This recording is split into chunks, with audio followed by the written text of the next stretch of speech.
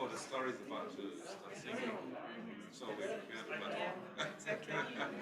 Please do.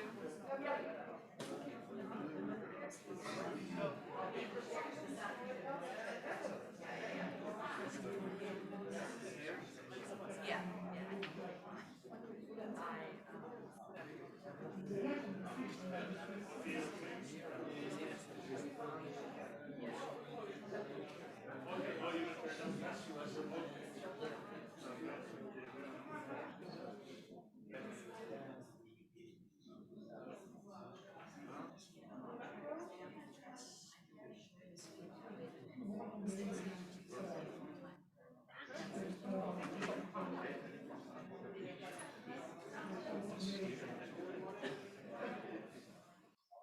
You can leave that off. It's because of the cameras. It doesn't really look good on camera.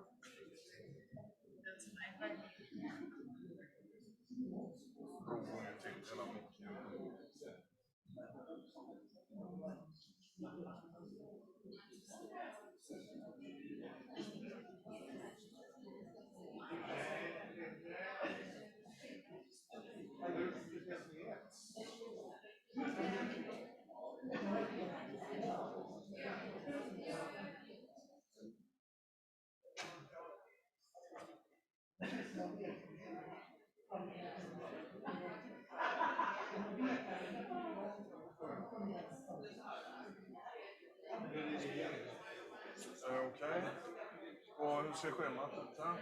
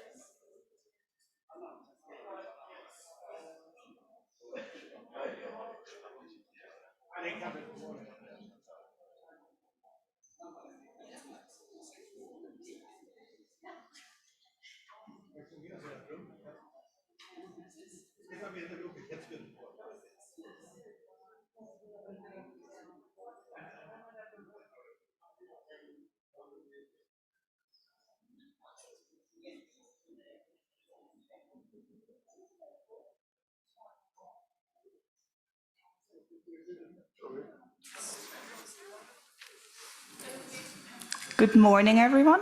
Welcome. It's 9 o'clock, so let's start today after a very fruitful day yesterday. So I want to welcome you back, and for those who are new today with us, welcome to our 8th World Forum and the 27th ECAD Mayors Conference. It's my honor today to guide you through the program and introduce you to the great speakers that we will have ahead of us, and to share their great experiences, research, and evidence-based practices with you today. I want to express my thanks again to ECAD for co-organizing the conference with us today. It would not have been possible without you to organize this in person, so we're very, very thankful. Yesterday has been an incredible day and a very informative day, as well as very heartwarming. We will take the evidence-based knowledge, the motivation for advocacy, the inspiring stories, and the newly created opportunities for future collaborations with us. And we're going to continue today as well. First, I wanted to do a quick recap from yesterday, but after having a look at it, it's actually impossible. We had a great plenary session with amazing speakers. We had a good prevention track, and we also had a very good track on treatment and recovery. I just wanted to share two quotes that I personally took with me. It takes a village, but it also takes a network to disseminate it. And another quote did not leave my mind was, "What cannot be done alone can only be done together." So communities are incredibly important in prevention, treatment, rehabilitation, and recovery, and vice versa. And today we will continue building on this, while focusing on advocacy, which remains necessary in our work. We will have an elaboration on advocacy on prevention for funding, advocacy on children's rights, and against marijuana. And finally, we'll have a panel discussion on the alternatives of incarceration. So without further ado, and stealing too much of our speakers' time today, I would like to introduce you to our first speaker, Patrick Kennedy. He could not be with us today here, but he has left us a message.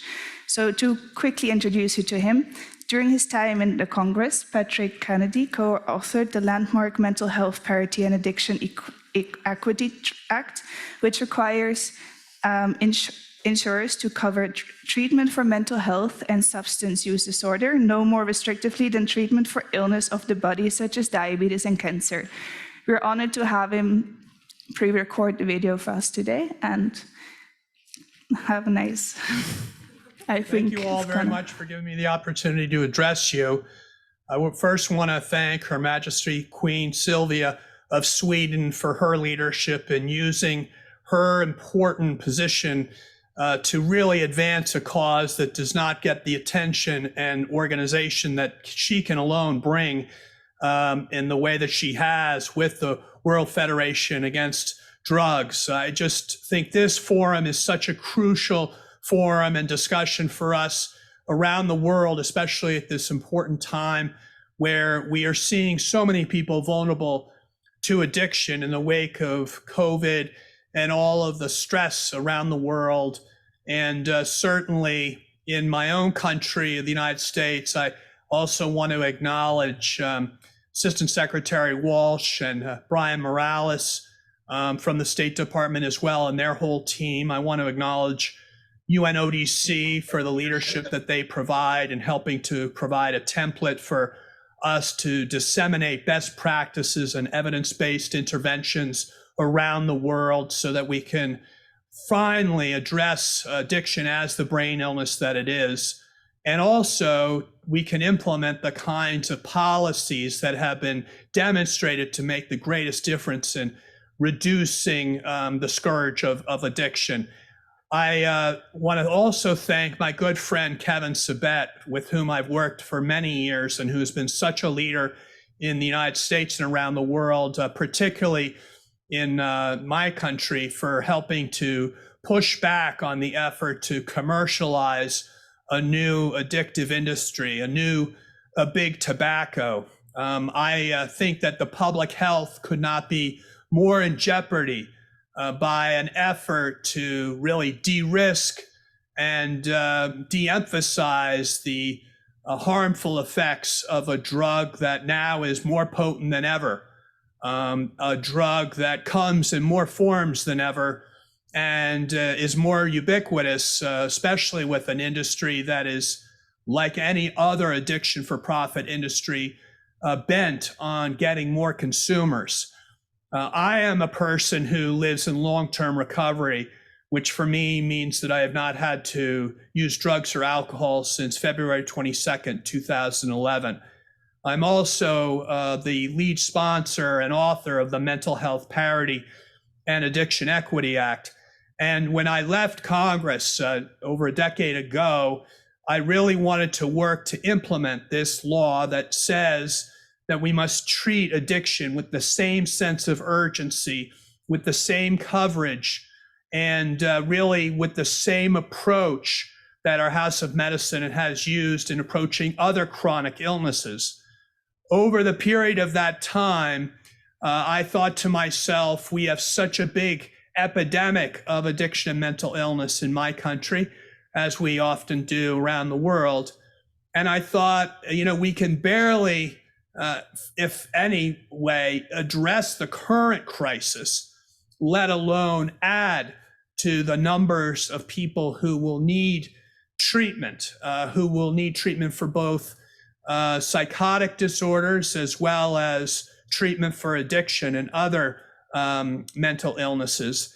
And the notion that while our country, which has a very anemic public health infrastructure at all around addiction treatment, which has little to no kind of capacity to meet the growing need in our country, especially during COVID and now moving forward, the notion that at this particular time we would be adding a greater burden on our country's mental health system and addiction treatment system by commercializing, THC.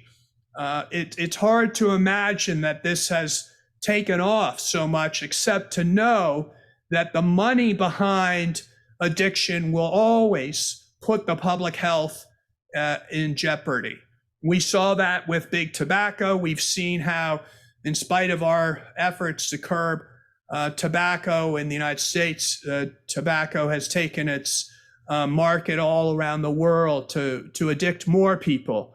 And now with synthetic drugs having such an easier time in terms of their really trafficking and manufacturing and distribution, it really puts a greater onus on all of us from around the world to work together. These aren't issues that are relegated to any individual country. In fact, more than ever, we need to work in partnership, because many of the synthetic drugs that are killing so many Americans, lethal strains of fentanyl, methamphetamine, and other synthetic drugs are also threatening other parts of the world because they are so cheap and they're so easy to traffic. This means we have to go upstream even earlier and identify the precursors for these synthetic drugs. And we need to look at this as a threat to our national security, not only in our own respective countries, but around the world, because we know that when these drugs take hold of our fellow citizens, they really hold our citizens hostage. They take our citizens prisoners of the disease of addiction. And now more than ever, when people are so full of anxiety and uncertainty and suffering from greater rates of depression, particularly amongst our young people, it's hard to imagine that if drugs are more ubiquitous and even more accessible, that it's not going to be unlikely that our young people are going to turn to these drugs to help them self-medicate during a time of great toxic stress around the world. And so your forum is even more important than ever before. And as a person in long-term recovery, I can tell you from my own experience how many of my fellows I see go out because this is a chronic illness marked by relapse, but they never come back because of the lethal nature of these drugs. This is a new era where these drugs are so potent that it really is no longer a chronic illness. It is a death sentence to have addiction these days. And I just want to thank everyone at this forum, particularly my good friend, Bob DuPont, the second drug czar and the first National Institute on Drug Abuse director.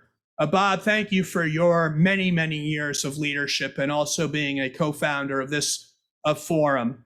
And to my friend, once again, Kevin Sabet, who I know you'll be hearing from shortly.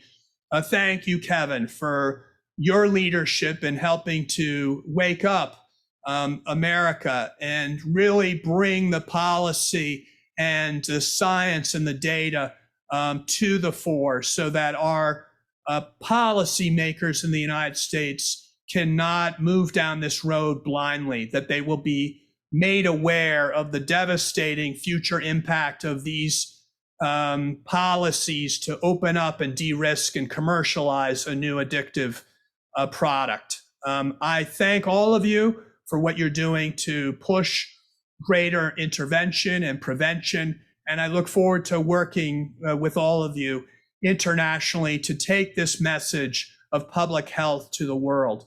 Thank you so much, and I hope you all have a great conference.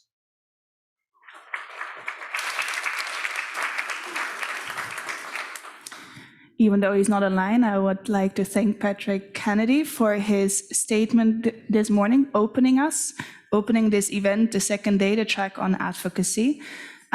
He stated a very important point. It is indeed a very important illness that would be treated the same as any other illness and be also respected in a way like there should not be any stigma, and we should also keep on working on it together. For our next speaker, unfortunately, she could also not be here, and it's also going to be a pre-recorded video, as in the States, it's currently quite early in the morning, so we would not like her to wake up for us that early. But she was very happy to share her knowledge on prevention, on advocacy and funding, on advocacy and prevention and funding. So the next speaker is going to be Susan Thau, and Susan Thau is the public policy consultant representing Community Anti-Drug Coalition of America, also known as CADCA, and she's naturally recognized for her advocacy and legislative accomplishments on behalf of the substance abuse prevention field. So without any further ado, I would like to show you her presentation. Thank you. Well, hi, everybody. I'm so excited to be able to present to you today about how to be an effective advocate for smart drug policy. I apologize that I'm not able to be with you in Sweden, but I think this is going to be a really interesting session, and I hope that you guys get a lot out of it. So how does an issue get on the policy radar screen? Well, it requires three things that I call the 3 V's. It requires people to be vocal, to be visible, and to be valuable. It requires all of us to be willing to be forceful enough to do what it takes to put our issues on the top of elected officials' agendas at all levels of government. And I want to say here that what I'm going to be speaking about today really translates into advocacy in any country and at all levels of government in every country. This is not uniquely American. I think the same exact things that make people effective advocates are universal. So Napoleon Bonaparte, I thought, had a wonderful quote, which is, 10 people who speak make more noise than 10,000 who are silent. So obviously being vocal really matters in the advocacy arena. So what does it mean to be vocal? It means that you're willing to call and write your elected officials. You're willing to call and meet and write to their staffs. And I think in every country at all level of government, the staffs of elected officials, the people who work for them, are very influential, and they're usually much more knowledgeable about certain issues, actually, even than their bosses are. It also it also has to do with being willing to write op-eds and letters to the editor, to speak up with the written word as well. What does it mean to be visible? So it means attending prevention or recovery rallies. It means to be going to your city hall or your capital in force with a whole bunch of people who are pushing for the same agenda. It means to be interviewed about all of the issues we care about on radio, television, social media.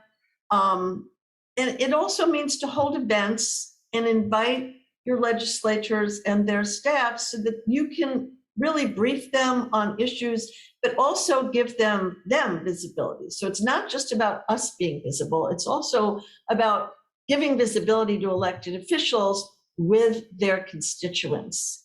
No elected official would ever turn down an opportunity to look good in front of the people that vote for them. And what does it mean to be valuable, the last V? Well, it means that we know more about substance use prevention, treatment, recovery, support than anybody else. This is what we do for a living. So we need to be a resource to elected officials. We need to share new data with them. We need to educate them on what it is that is going on in communities with the issues that we are the ones that are the experts in. They're not. So we can be a very valuable source of incredibly important information. We can be valuable to them by recognizing those of them who really are helpful to our cause, who help introduce and get legislation passed, who stand with us and are willing to speak up and hold hearings. So we need to recognize legislators who've been helpful by giving them awards and public recognition. And the last thing is we really need to offer our expertise on substance use issues on an ongoing basis, even when we don't need anything. This is all about relationship building. And just like building every other relationship in your lives, people are much more likely to help you and do what you need when they know you and they know who you are and they know that you are an expert. So part of that is building relationships that are valuable to the elected officials. So advocacy and action, I've come up with something I call the frame, and I'm gonna take you through all the parts of it.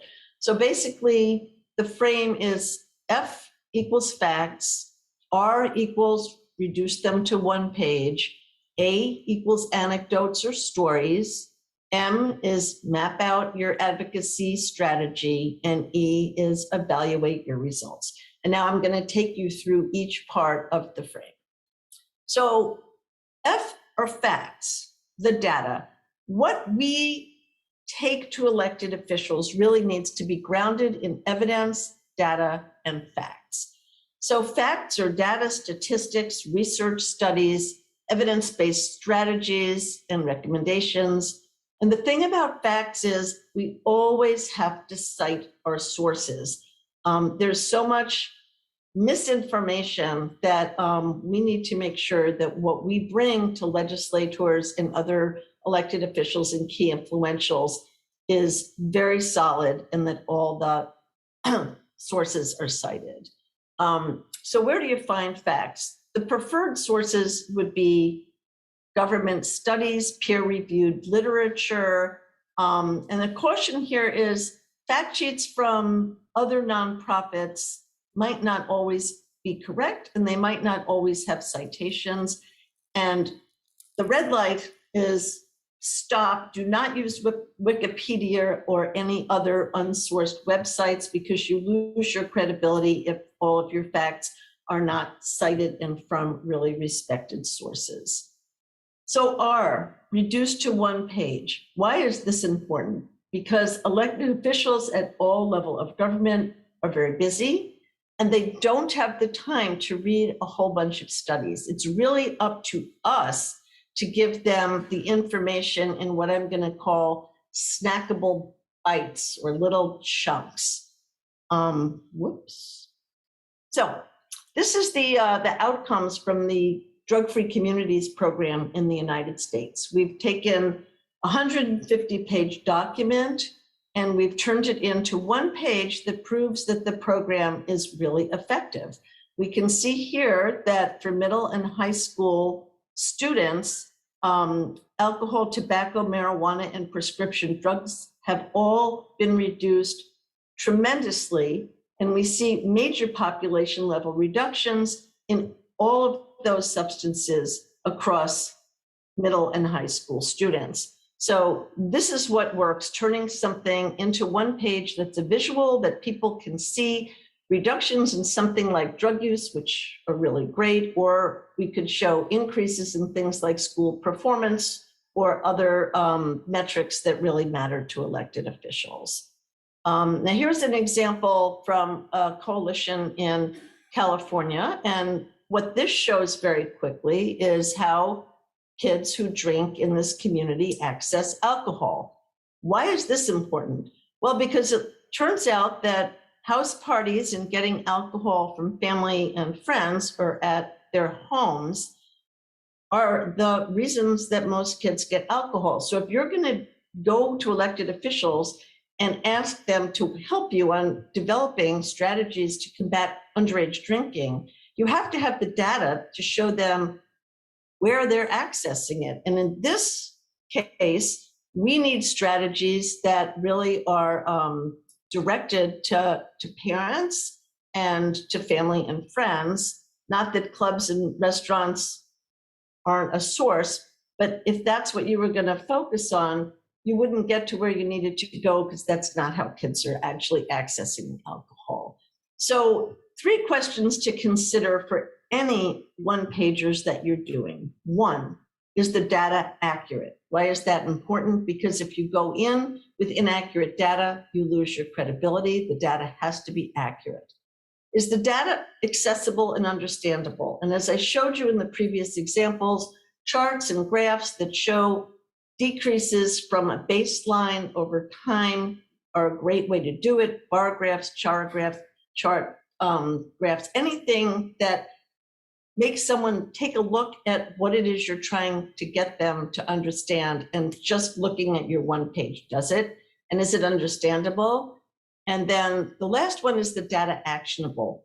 What is it that you want them to do based on the data you've presented? Now, in the example I just showed you in California, they wanted to pass a social host ordinance so that parents who provided alcohol at parties would be liable if anybody got into trouble, because that was the #1 way that kids were accessing alcohol in that community. So the A equals anecdotes.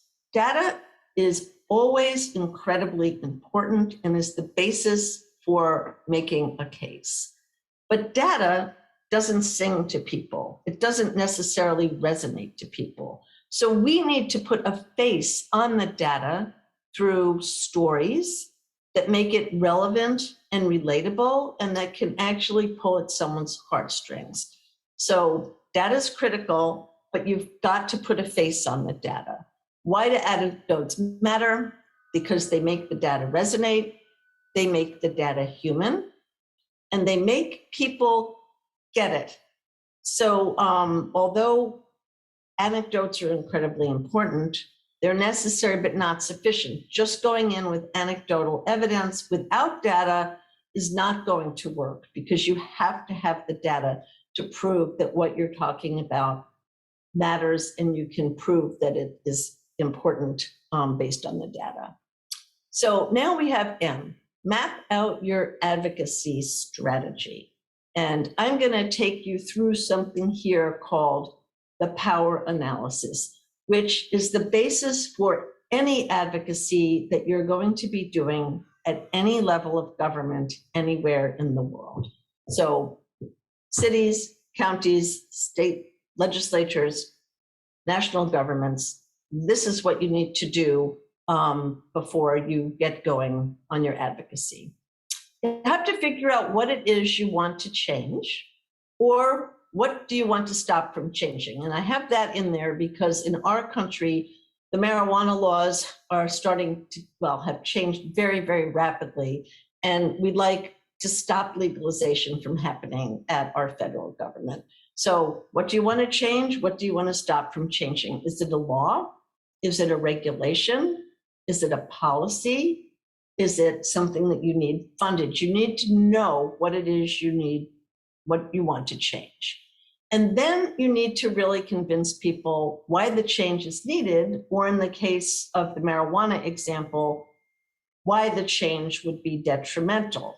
And here again is where we get to our facts. We need to document the extent of the problem that we're trying to fix, or the extent of the problem with marijuana in places that have legalized, with youth use going up, addiction rates going up, car accidents. So we need to document the extent of the problem using facts, figures, and anecdotes. Again, the stories that put the face on the data. So the next thing in the power analysis is to figure out who has the power to make the change, or stop the change, or mitigate the impacts of a change that's already happened. And that would be in some of our states that have already legalized marijuana. So in what system? You have to know, Are we going to the executive branch at the federal level, the state legislature? Are we going to City Hall? Is this something that has to do with the zoning board or a planning commission? We need to understand what system we need to go to make our case so that we can get what we need to have happen. And then what people in the system have the power to help us make the change? Is it the prime minister? Is it the legislative leaders? Is it the town council, the mayor, a zoning board? It's very important that we understand the system in which we need to go and then who in the system have the power to help us get the change that we need. We need to know and fully understand the process that that system uses to make changes. This is obviously the United States example of how a bill becomes a law in the United States. It's not relevant to a lot of you, but obviously you need to lay out the process in your own countries for whoever it is that has the power to make the change, whether it's how to get to your prime minister, your legislature, your city council, your mayor, etc. And timing is always a factor when it comes to making any legislative or policy changes. The earlier you make your case in any process, the better, because as the process moves, it becomes more and more difficult to be able to make changes. It's easier to go with an idea and work to get it written into a law and introduced than it is to try to change something when it's halfway through the legislative process. So the next thing is we really need to find out what major issues the decision makers that we want to influence care about. They might not care about substance use issues at all, but they might care about education, public safety, health, and the economy. And we then need to figure out how to connect the dots for them so that they understand the issue we care about and we can show them how that relates to the issues that they care most about. So going back, hold on a second. So if it's education, we can show them that marijuana, early persistent marijuana use can result in a decline of up to 8 points in IQ. If it's public safety, we can talk to them about the increase in fatal car crashes where people die due to driving high on marijuana. If it's health, we can show them that the health outcomes for persistent chronic marijuana users and people who use alcohol much too much, they have very poor health outcomes. And the economy, for our stuff, yes, there's $1 billion marijuana industry, but businesses don't necessarily want to employ people who are going to come to work impaired. So we definitely need to connect the dots so that they understand the issue that we care about and how it connects to the issues they might care most about. So we need to specifically, as I just did, tailor our data and messages to their priorities so that we can link what we need and we want to what they're looking to accomplish. So you really need to ask them, what would it take to go in and have a meeting and make them care about substance use prevention, treatment, and recovery issues? And then what would it take to make them act on caring? And part of that is, again, the anecdotes. It's bringing in the parents who have lost children. It's bringing in the kids whose friends have fallen off the radar screen because of their early persistent substance use. So we need, again, to tie the data to the anecdotes. Obviously, we need to document our case to meet their priorities by, again, using facts, statistics, and anecdotes. And again, always cite your sources. So why should underage substance use matter to elected officials at any level of government? Well, we know the age of initiation is the key for any substance use because substance use disorders are pediatric onset diseases.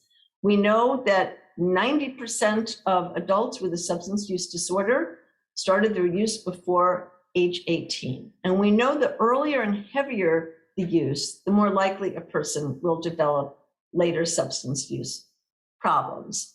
But we also know of youth who began drinking really early, under the age of 15 years old, 40% of them are classified as dependent later in life. And children who first smoke marijuana under the age of 14 are more than 5 times as likely to have a substance use disorder as an adult. So the key here really is figuring out how to delay the age of onset for as many kids as possible. And that takes really good prevention. So if you care about safety, you need to care about underage substance use. Why? Because excessive drinking in our country, in the United States, is responsible for more than 4,300 deaths per year among persons under 21. It is one of the most prevalent reasons that, that people in our country actually are dying. And then I just want to put up here, I love this, the social math techniques. This really does get people to understand the facts and the figures. So you can break numbers down by time. And this is a little old, but in our country, 4,300 children under the age of 16 start drinking every day. Or you can break down the numbers by place. This is the equivalent of 143 classrooms per day of new underage drinkers.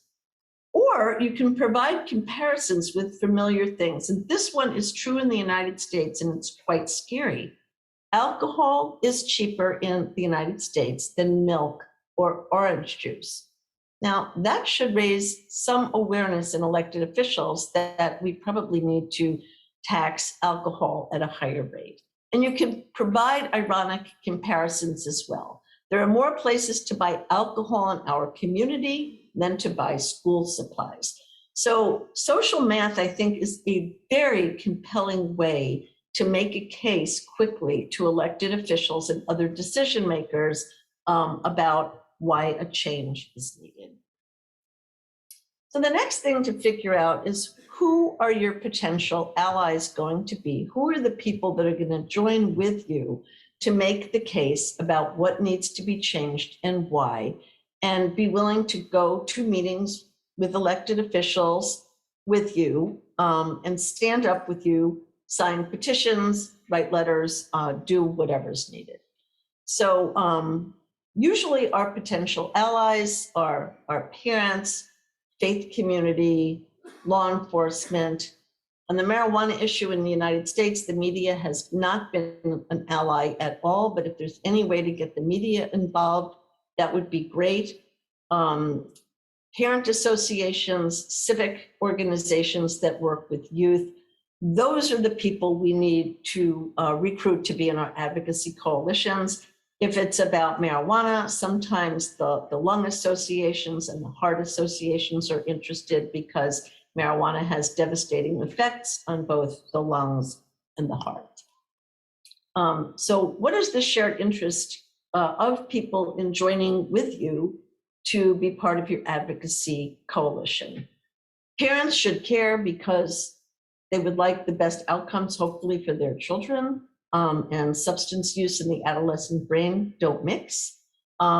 Faith communities should care because domestic violence and all kinds of other issues that they're trying to prevent are exacerbated by substance use. Law enforcement should care because they really need the support of regular people to do their job well. So et cetera, et cetera. We need to figure out who's going to join our advocacy coalition and what is their shared interest in joining. And that's how you convince them to join, is by, again, connecting the dots and making this a win-win for them. So the next question is, do you have important champions in the system where you're trying to make the change?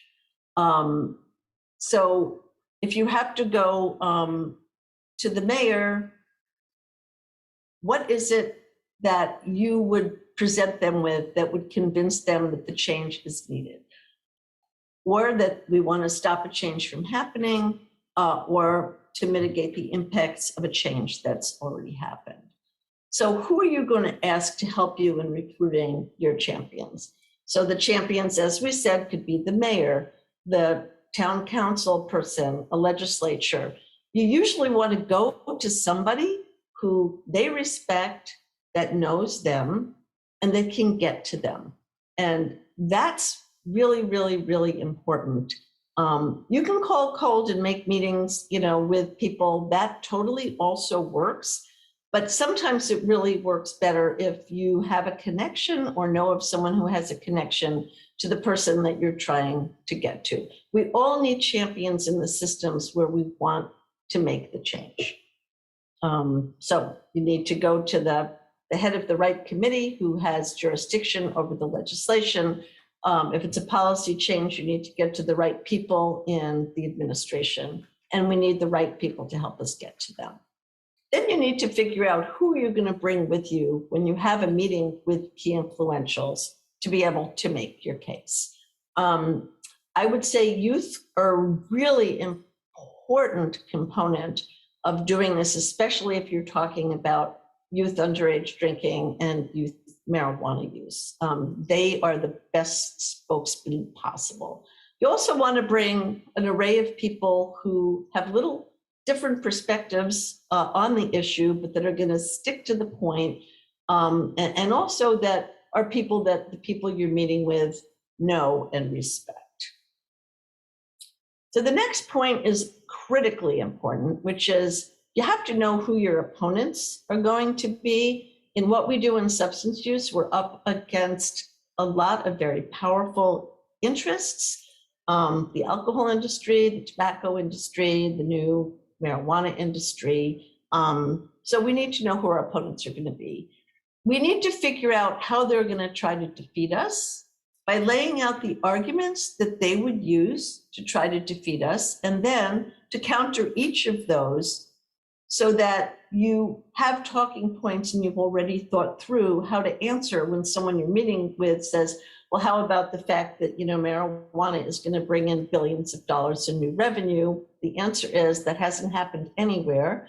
The illicit market has not gone away anywhere in America. In fact, because we've taxed marijuana, it's much cheaper to buy it on the illicit market. And that's a problem. So we need to be able to figure out what arguments are going to be used by our opponents to defeat us. And then we need to, one by one, go through and counter each of those. We really need to go after support from those in the system who already agree with us or are undecided. I would say forget about meeting with hard opponents who are elected officials or legislators, because they're not going to change their minds, and we're just going to give them ammunition to use against us, because in having met with us, they will probably know all of the points that we're making, and then go to our opponents and say to them, here's what they're saying. So again, definitely go after support from people who agree with us or who are undecided. If there's a hearing on an issue, it's very important to make sure you get to testify so that you can lay out all of your arguments in front of the legislative body that's going to be making the decision. So to do that, you need to know the process, know the people that would be able to invite you to testify at a hearing, and then make sure that someone from our side is actually a witness at a hearing. It's really important to use media and social media to help get out the information, to make our case, and to educate people about what the issue is, why it's an issue, how we know it's an issue, and what solution we think is the best solution and why. Again, on the marijuana issue, it's been quite hard to do that in our newspapers in the United States or on TV, but we need to find more people in the media that are champions, and we really need to use social media to make our case to the best extent possible, because that's where parents and kids are getting their information from. So before you undertake anything, you have to decide, can you win? Can you afford to lose? I mean, sometimes even if you can't win, It's okay if you lose. Sometimes you can't afford to lose because very powerful interests can go after you. And can you afford not to try? And in our field, I think we all need to keep trying. We're a small field of very passionate, committed people. And I think all of us would agree when it comes to changing laws, policies, and procedures that keep kids as safe as possible, make drugs less accessible, less available. We actually have to try. So the E in my frame is evaluate your results. You need to figure out, did the meetings you had with people in each of the systems that you were trying to get to go well? Why or why not? Did you bring the right people? Did people stay on message? Did you get the responses you wanted or needed? And again, why or why not? And what else do you need to do moving forward to be able to achieve your advocacy goals? So did you achieve your goals and objectives? If so, what worked? Why did it work? If not, how close did you come to achieving your goals? And if not, should you try again? If so, when? And if so, what would you do differently?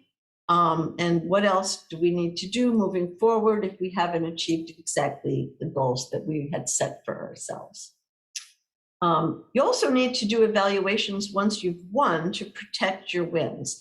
So it's very hard in the United States to get alcohol taxes raised. Very, very, very hard. Maryland got a tax increase on alcohol, 3% sales tax added in 2011. It was the first increase in beer and wine taxes since 1972 and in spirits taxes since 1955. What they did after they got the tax raises passed was they got studies funded, conducted, and published that showed that STDs went down, sexually transmitted diseases, alcohol consumption went down, and alcohol impaired driving also went down. Very important to try to evaluate the wins that you've gotten with further studies. And now in closing, I want to leave you with what I call the 13 C's for maximum policy impact. The first one is to be credible. It's incredibly important to have credibility, and all of us, because we are experts in substance use prevention, treatment, recovery issues, we have credibility because of what we do for a living, what we see every day, what we do every day. Very, very important to have credibility. We need to be convincing. And a lot of this is what I talked about at the beginning of the presentation. We need to show that we know how to reduce population level rates of substance use if we're trying to convince people to invest more in prevention. If we're trying to get more invested in treatment, we need to show that it works and that people actually have really good outcomes after treatment. For recovery support, we need to show people are now gainfully employed, paying taxes. It makes a gigantic difference. So we need to be convincing about whatever it is that we're trying to convince people of. And again, in a very simple way that's easy for people to understand who you're trying to influence. We need to be clear. We can't use any acronyms. We need to be very clear in what we're asking them to do. We need to go in knowing, having one ask that we're very clear about. Everyone in the meeting needs to stay on the same page, make the points that need to be made, and basically don't do anything that's going to leave people wondering what you really wanted from them and why you came. So be very clear in your goals, and in the meeting, make sure everybody sticks to the point. Be concise. Elected officials at every level of government are extremely busy. They don't have a lot of time to meet with you. So you need to make your points in a very short, concise, and consistent manner.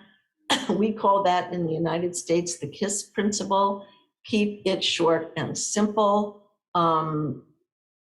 Conciseness matters because, especially in our country with people in the federal legislature, you maybe get 10 to 15 minutes at the most with them. So having an elevator pitch, knowing exactly what you want to say is extremely important.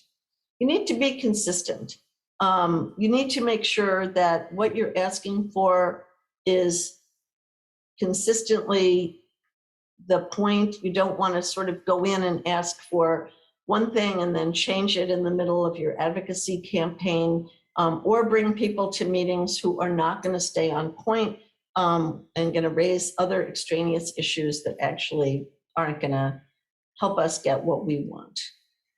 Be creative. There's a number of ways to do that. In this case, for meth, we went to the Hill with 1,000 people and called it a recipe for disaster. And we put down what the recipe online for making meth was. We had a measuring spoon.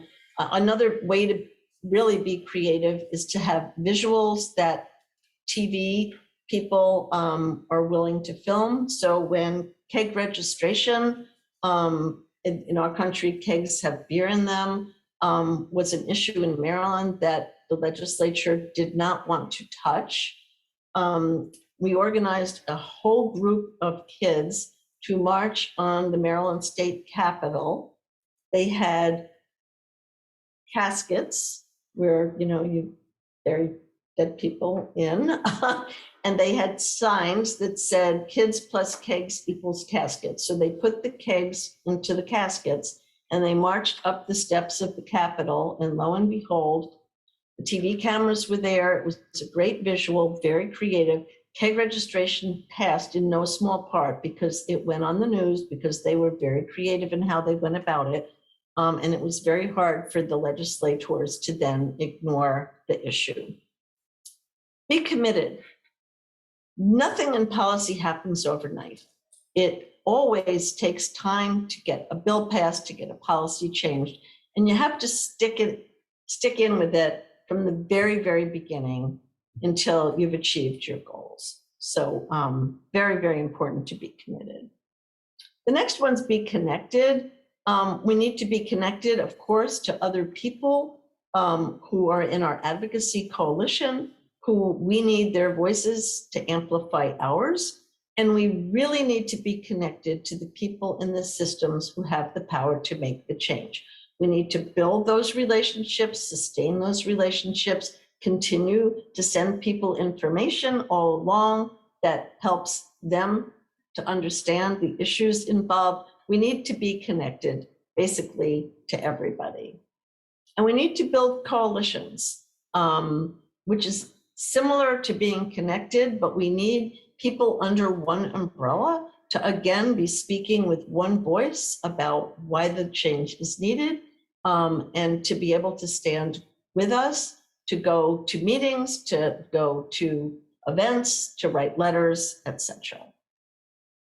The next one is cultivate champions. And we talked about this before. We need people in the systems that we're trying to get the change through to be our champions, so that they are the ones that have to introduce the legislation, that have to make sure the legislation is actually marked up in committee, and that shepherd the legislation from the beginning to the end. And without those champions, it's extremely hard to be successful in the policy arena. And you have to credit others. We're not the ones, we can bring the idea to people, but it's the people in the systems that have to make the change that we need to give the credit to. Again, we need to, this went back to the valuable B, we need to give elected officials awards. We need to thank them publicly. We need to write a thank you note to everybody that we meet with. Crediting others is incredibly important. If you hog all the credit, nobody's going to want to work with you moving forward, including the people in your advocacy coalition who need to get credit to be able to want to continue to do what needs to be done. And then we have no one to compromise. We can go in asking for everything, but if we're not willing to compromise, we could end up with nothing. And sometimes it's much better to get part of what you want than to get none of it. You also have to know when to compromise, because you can compromise so much away that you end up hurting yourself in the end and getting something passed that doesn't make any sense. So you have to know when to compromise and how to compromise. Very, very important. And the last C is celebrate victories, even small ones. People get burned out. So any little thing that goes right, we need to celebrate, we need to congratulate people, we need to thank people, and we need to basically celebrate any small success that we have. Big successes, bigger celebrations, but we definitely need to celebrate victories. So that's it for my presentation. I hope that you got something out of it and that you enjoyed it. If you'd like to contact me or if you have any questions, this is my email, suearthaw@gmail.com. Please feel free to contact me. And please stay connected with CADCA. We have unbelievably wonderful resources for people in our field. And we also have a lot of international resources as well. So with that, I'm going to say thank you so much for listening. I appreciate the opportunity, and I'm sorry that I couldn't be with you in person. Thank you so, so much.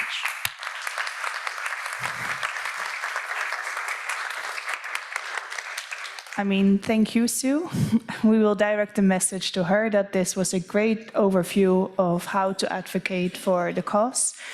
She gave some really great examples, some frameworks we could use, and actually we have already started building with as well. Like one of them is Be Connected, and we are doing that right here, so that's really good. So thank you for that.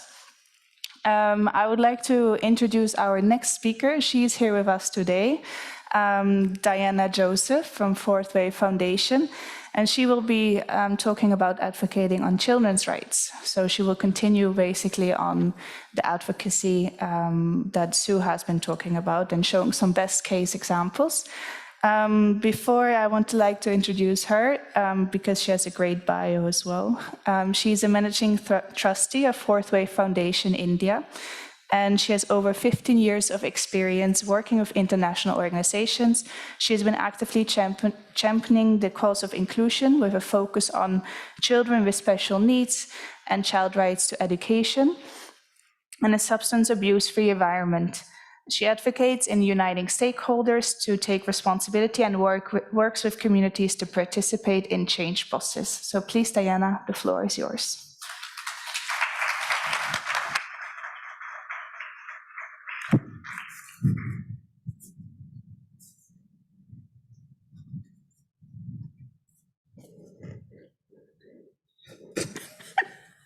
The presenter will.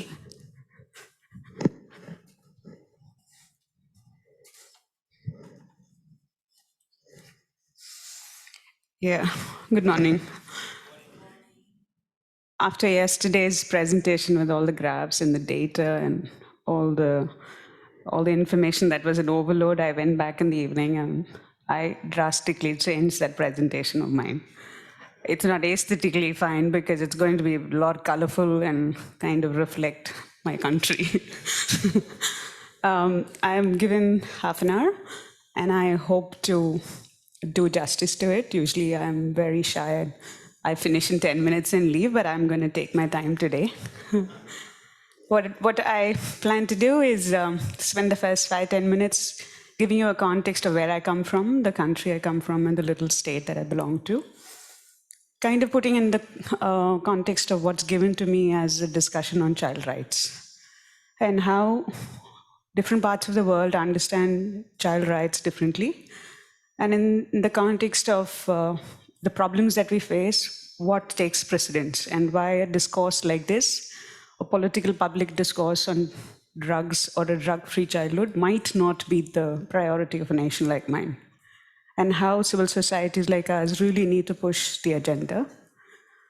And last of all, I will also try and give a picture of what we've done locally, so that advocacy for child rights kind of makes sense when people like you in the UN and the WFAD discuss children and youth.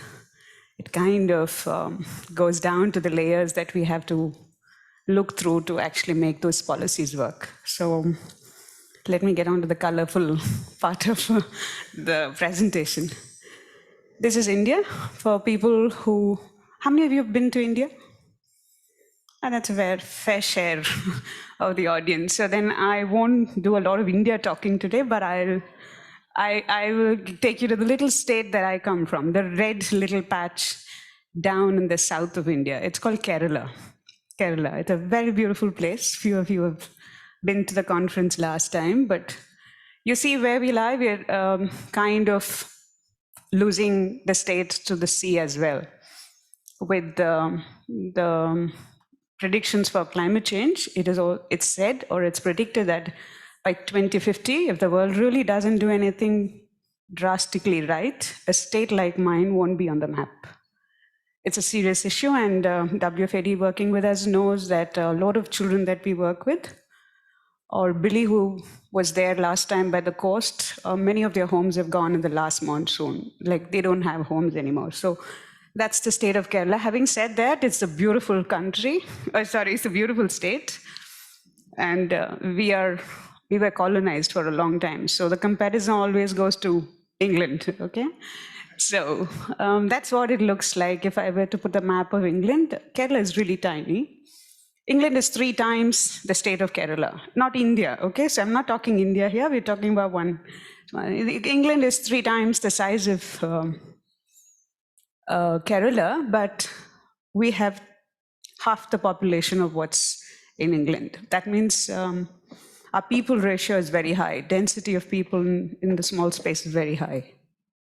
We boast about a lot of things. I'm not going to read it out to you, but we often compare to Norway for our indices, development indices. And it's also said that by 2030, we will have the older population, that's the aging population, match Norway, which is also a social issue of Kerala, because we're really good with the health system and we're high on education. And it's a state that's really done well if you look at India.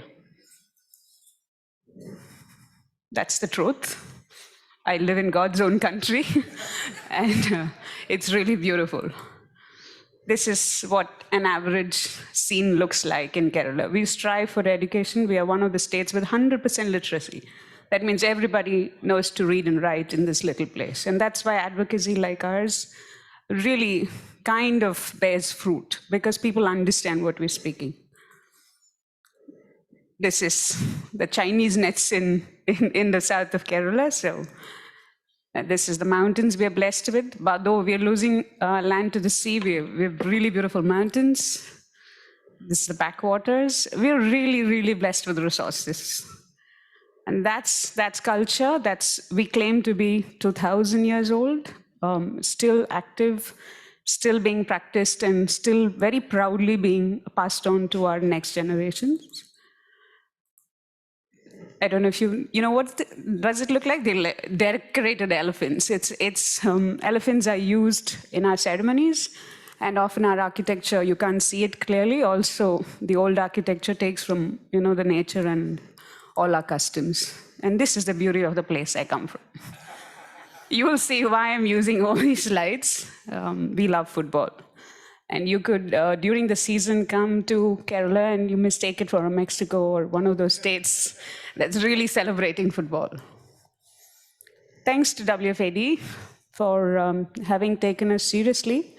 2018 is when we actually put an application, because we are a research-backed organization, and we found that there's an organization that really means something. And so we made our application, and thanks to Linda, who took it seriously, and thanks to Sven, I'm greatly indebted to him for having invited us over. And my first conference of the WFAD forum was in this hotel. Actually, the forum was a larger one.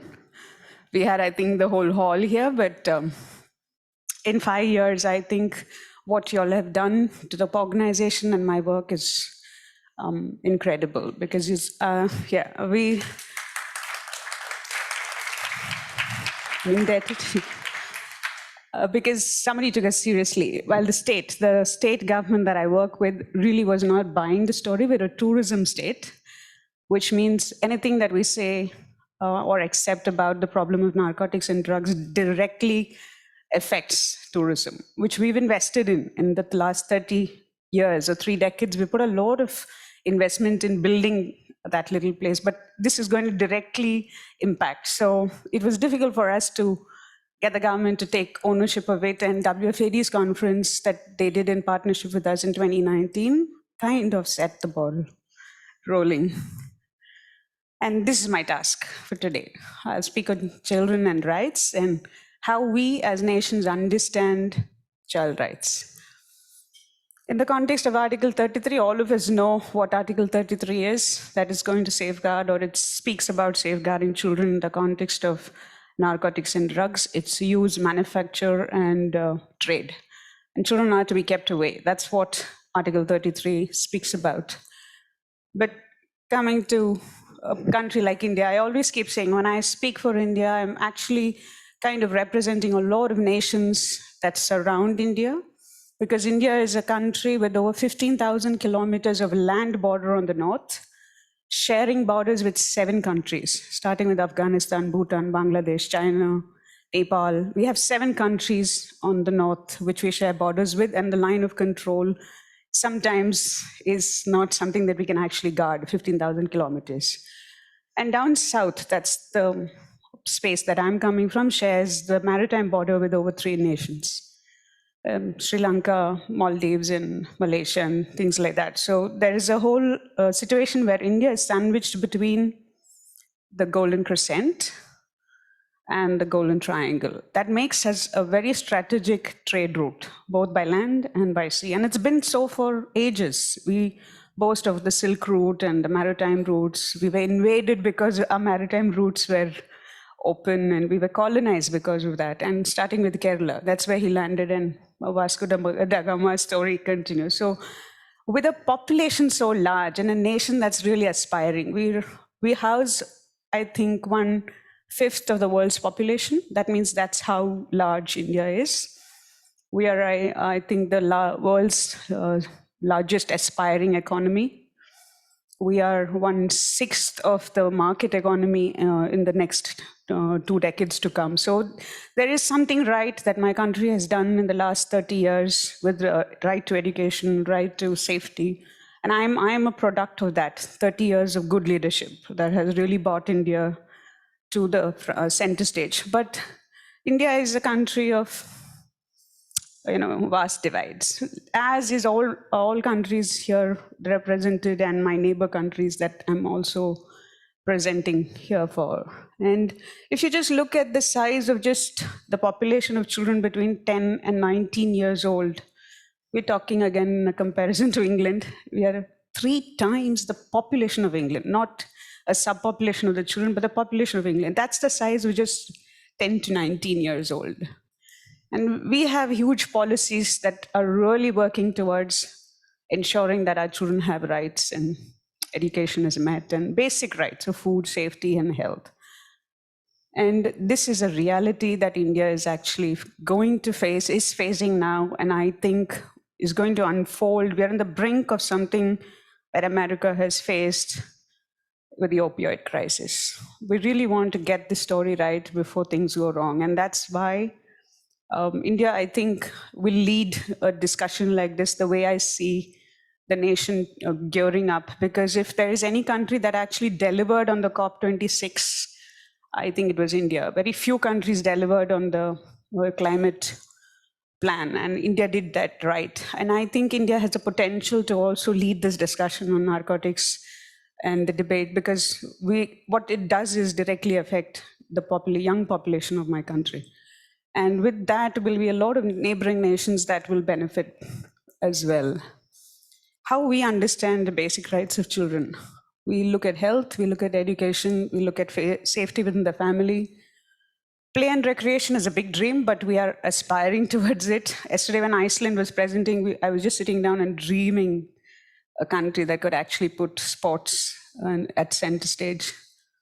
And we're looking at basic standard of living. For us, the basic standard of living would be 1 meal a day. Okay, and for cities, we have a 3 meal a day cycle. So we're really looking at 2 different classes of population, and then protection from harm. For us, harm is a different context when it comes to child and harm. This is a typically happy child in a very typical setting in India. He's not wearing great clothes.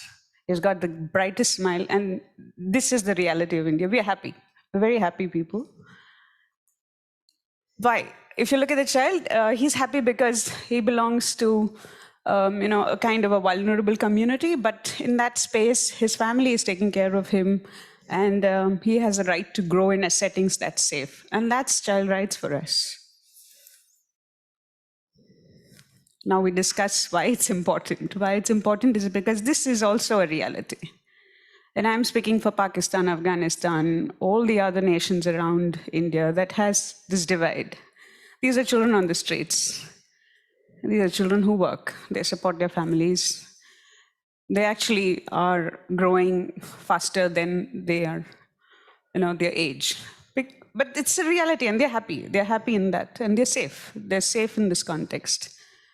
This is what they do sometimes because the parents are increasingly moving from the villages to the cities. And we are predicting that in another 20 years, our villages will be practically non-existent because farming will be taken over by the industries and our people will migrate. And the city and the nation and the policies are very proud about displacing them because we think the urban setting is more lucrative for ensuring rights. But this is what you see today. And what we understand as violation of rights is also a very interesting discussion and discourse that we have when we sit in groups like this. Yesterday, Kavita was speaking about child labor. Her organization has been one of the organizations that actually pioneered the issue of fighting for child labor. I grew up with the knowledge of that organization working on children in child labor contexts. And we've tried to kind of address it, but I think we're still struggling with the reality of this. We're talking about child marriages. Child marriage is a reality in India even today, and in the context of COVID, I think it's become, it's rationalized because we are fighting. We're really struggling with the reality that families are losing their income and the girls have to be settled, and the earlier they are available, the safer they get to. So the safety is a concern when we're talking about child rights, while we're not looking at the potential of the 18 years of study and of work and all of that. That understanding sometimes is non-existent. This is also another big problem that our children are on the streets. It's practically because of the migration of populations from the villages into the cities. Again, child rights and violation is understood only in the context of if the child is in the family, the child is safe. But if the child is in the context of a family where the father is drinking or the mother is into addiction or substances, and what happens there to the insecurity of the child is not a concern. The child is with the family, so they're safe. So that's how we've really translated child rights. Fair, because we are dealing with realities of populations, that really cannot access these facilities. And this is also a serious issue. We don't have healthcare and childcare programs. It's practically absent. Practically absent. So if we are talking about treatment centers, rehab, child treatment protocols for the treatment of drugs and de-addiction and rehabs, it doesn't exist. It really doesn't exist for us. This is also a classic way of how we have classified child rights. All that you see underneath are indirect violations, which means poverty, violation, discrimination, homeless, neglect. All of this, we put it on, or children with disability, all of that, we put it onto the state or the government to say policies will manage these violations. While for countries like ours, what we look at as direct violations is something when it is to do with the sexual abuse of a child or the trafficking of a child. That means the child is being moved out of the safety net of a family or of a village or a community that it belongs to. And substance abuse. I think Africa kind of relates to this, isn't it? We belong to communities. Our children live in villages and communities. And what happens within the community in these three, with these three things are what actually is a threat to the child's physical, mental, psychological upbringing. And that's where we actually want to enforce rights. And for us, luckily, substance abuse falls in that.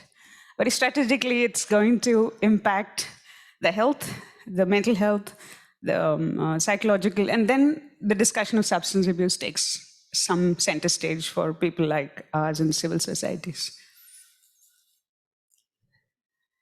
Again, this happens in India, this happens world over. I'm talking even about developed nations, girls and women being trafficked. And it's organized crime. For us, we consider this as something that does not really surface when enforcement is discussed. It's conveniently put under the carpet because that itself is a huge enforcement issue for us. So like in many nations, so children and girls being sold and trafficked is starting from a village. Marriage is the context, and marriage is actually justifying the sale of a child. So these are all very intertwined with the social, economical, settings where the children come from. So there's no debate and argument or a settlement in court that works. This is the second issue, that child abuse in India is a very crippling, serious. As much as we have other rights that we are wanting the policies to manage, this is serious. And the country is really working towards addressing child abuse, because every 15 minutes we are losing a child to the problem. This is our context, that there is widespread known figures that our youngsters are taking to substances. Forget the gateway, forget alcohol and tobacco. We're talking serious drugs here. We're talking synthetic drugs here. We're talking opioids off the counter. Like I said, we are at the brink of an opioid crisis like the US if we don't do something right, because India is the pharma hub of the world. We are the pharmaceutical hub of the world. With that comes permissions for legit precursors that are used to produce legit drugs. And that's seeping into the market. It's getting into the hands of the people who shouldn't have the licenses. And if you look at how you must have small labs in the US and other countries where this is all being made. Practically, it's cooked in our bathrooms. Like biryani is cooked. I was telling somebody yesterday, like biryani is cooked, we are cooking MDMA and other synthetic drugs, and it's seeping into the local market. So it is beyond control in terms of what it's going to do to the young population, because they are the ones or the shoulders on which the entire industry runs. Young children are muling this drug and they have direct access to it. So back to just putting this in context, direct violations would be sexual abuse and trafficking, while substance abuse, people understand because we have situations where they don't have care systems and they come to the project and ask us to just take away the child because they don't know what to do about a child with psychosis and cannabis-induced psychosis, and they really don't know what to do with these children. So what we do at the foundation is also immense in terms of taking care of these children in the lack of a social system that can support it. So I just want to re-emphasize that when we talk child rights and we discuss child issues in the context of the UN or the WFAD, you really need to look at countries like ours with a lens that probably you have not seen because you've not been to the grassroots. You must have heard of because some movies portray it, or you've seen it in some kind of the social media space. But there is increasing access for children to misinformation on the internet, because a country like ours, the child might not have a roof to protect or sleep through the night, but they all have phones. The phones have data, and the data is actually giving them misinformation at the fingertip. And as much as we discuss protective factors, substance delivery is done on the phone. Pornographic content is hugely viewed by age groups of 12 to 15. And what they see is not even something you can fathom because it's all pain and crime. And so what you see as crime against women is also increasing because of these realities.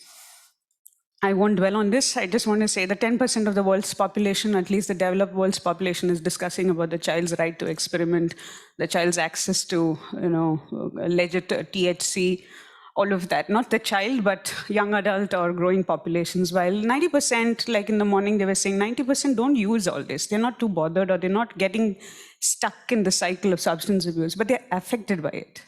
The children of parents who have a problem or a community that's selling it, or they're in wars, like Wadi said yesterday, they're in refugee camps where all of this is being used. So the 90% are not directly taking to it, but they're seriously affected by it. And that's a population we can't ignore. And people like us, when we are in public spaces or political discussions, this factor of the 90% who are affected by it is not something we actually bring to the table.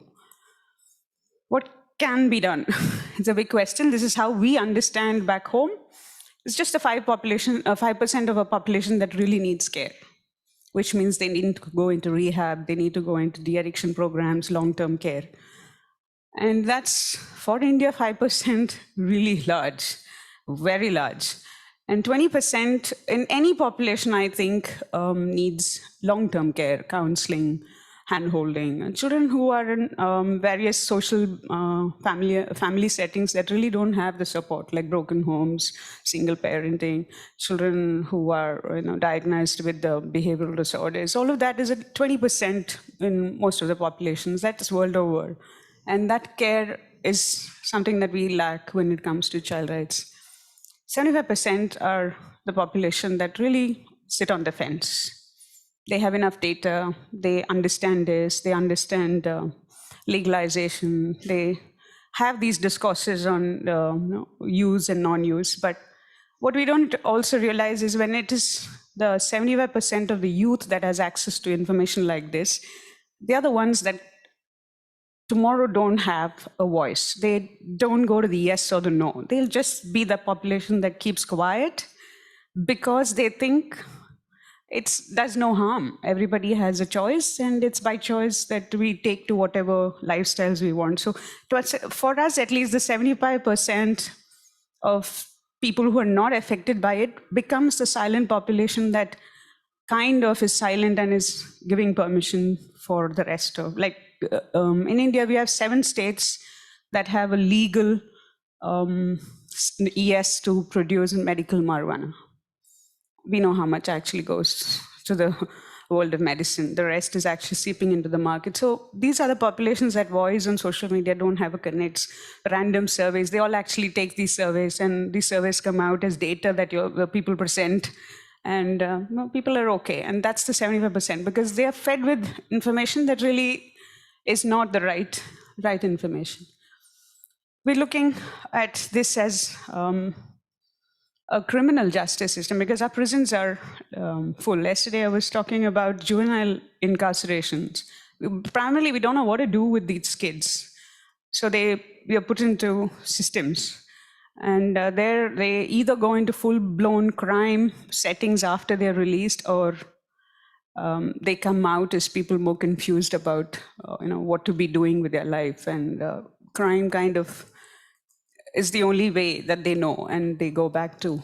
And we're also going to have to look at it at the lens of predictive risk factors, because of exactly the reasons that I said, that we are a migrating population, people are living in the streets, they get their basic food, they have internet, but they really don't have the other protective factors when it comes to actually giving them a future or a life or a goal to kind of pursue. This is what we think is child rights. We need to nurture a child, and we need to protect a child.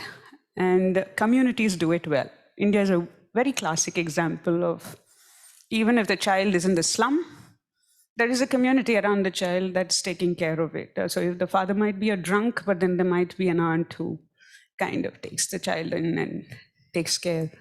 And that's the community that we engage with. Those are the people who actually safeguard the rights of the child if you really give them the understanding of how it's done in those settings. And that's very important to us, and they become very responsive communities, actually. And the places I work are classic examples of how these random people have become advocates. The previous speaker was talking about how you need those people to voice, and these are the people who actually make those statements with the child beside them, and suddenly this whole context takes life.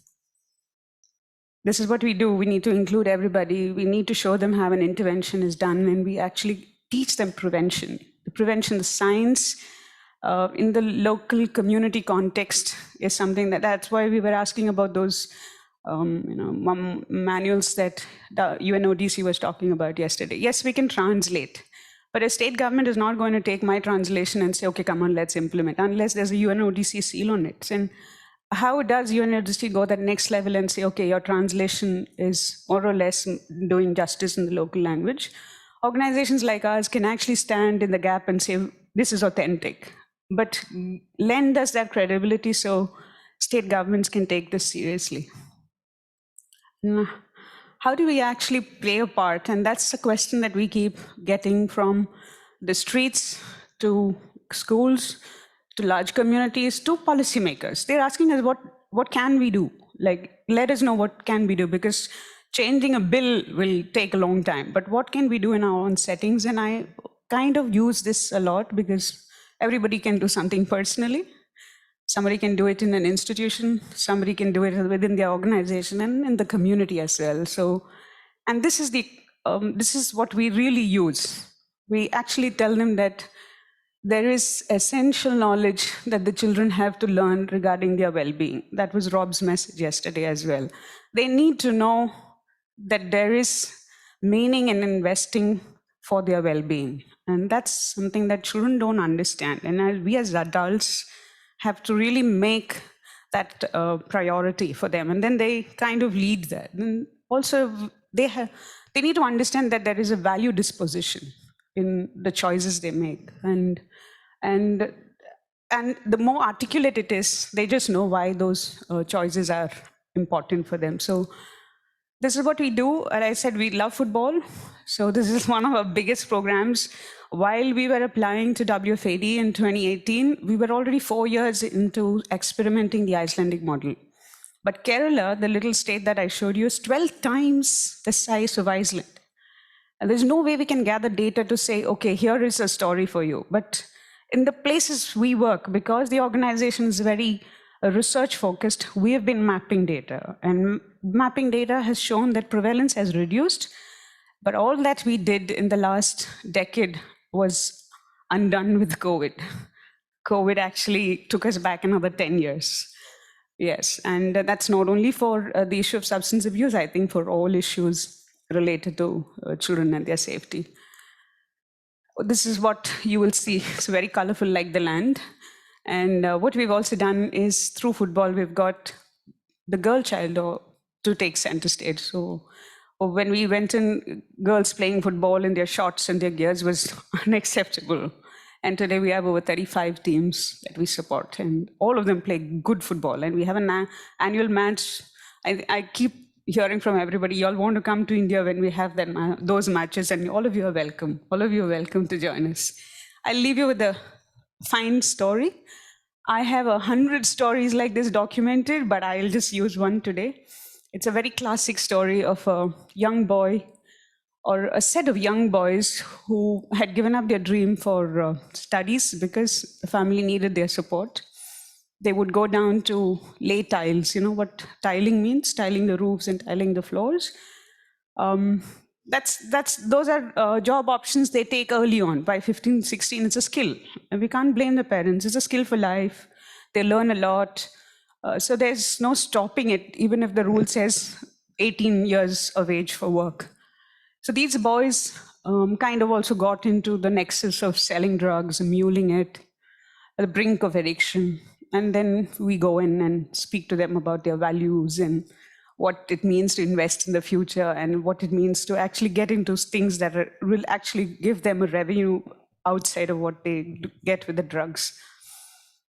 They get selected for the World Cardiff in Wales. They represent the country. Yes, and from a small little place, they're playing for the nation. And when they're about to leave, they don't have passports, they don't have visas, so we have to work all of it up. It took some time, it was very dramatic. But then finally, when they were about to leave, the only thing I told them was, these are boys in the streets. So given a minute, they can break into a fight. And there's no rationale for a fight. And that's the energy and the zeal they come with as well. So the only thing we ask them to do is to go play fair. Because you're representing your country, there's a flag on your chest. Play fair, because sometimes it's the only lens that you get to see a nation. So it was not surprising that these boys actually erected, this is 35 feet cutout of Messi during the last football season. And Messi was so impressed that he actually sent a ball that he signed. And this little village celebrated it. It was all over social media. You can Google it. And the boys and their photographs were being sent around and became viral. They went to play. They won the cup in Cardiff. They got the Dragon Cup. They came back. And that's what the village did. That circle is a little boy beside the cutout, and when he comes, both these boys are from that village, Alan and Major, and they have huge cutouts to receive them, and they were all. It's not more than surprise for them, and we got them to speak. They can't speak. They can't do public speaking is what I meant. When they got them to speak, there's a story that Major left us with, and I use it in most of the gatherings. So he's a boy who was being chased by the cops always because he had stuff in his bag and always was on the lookout. People were on the lookout for him. And when he got off at the airport in Mumbai and they were screening his baggage, again, they stopped him. Yeah, they stopped him and they asked, what's in your bag? They see some metal stuff. The boy was all scared because it's the first time it's happening to him. And then he says, I went to play for the country, and that's the medal. That's a gold medal. He was the goalkeeper. He got a gold medal, and that's my Fair Play Award. I was very proud to say that. And of the 60 countries that played, 2 of these boys got the Fair Play Awards. And that's all we asked them to do. Go and play fair. And they came back with a Fair Play Award. And he says, so there are people who ask him why he works with us now, and he's a coach for the teams. And they ask these questions as, why did you give up that lifestyle? Because that was more lucrative. You had money there. And what makes you do this without the money? Because working, in the development space is no money. And then he says, if I got a cop to salute me at the airport, then that's enough for my life. And that's the earning I have. So these are the stories, I think, that really make our work meaningful. Forget the policies we change. Forget the kind of influences we make. I think lives matter. And when we fight for children and their rights, I think stories like this at least keep me going. So thank you all. And this is my invite to India. So WFAD has been kind again. And they're partnering with us in Kerala, November 16th to the 18th. And it's very clearly on the rights of a child to a drug-free world. So I invite all of you sitting here to join us.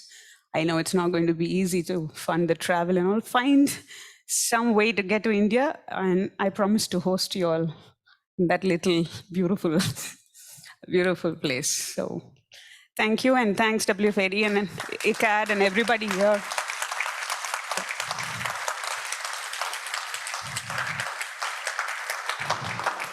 Thank you, and if there are questions, I'll take it. Yes, exactly. Thank you, Diana, for showcasing your beautiful state, but also the importance of sharing the rights of the child in whatever form possible, and that we should keep fighting for it.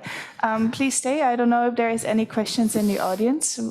We have time for Q&A. Any questions?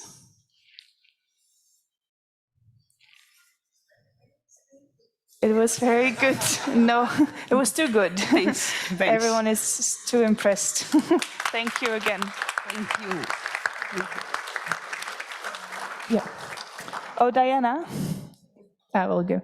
There is a little present for you, Diana. I will give it to you. Thank you. So we are a little bit actually before schedule, so which is good. So we have a little bit more time, I think, for our panel discussion after the break. But first, I would like to now send you off for a little fika. We will go back in 25 minutes, so please be back here at 11. And then we can go a little bit, start the program a little bit earlier and have a little bit more time for the rest of the session. So thank you again and see you after the break.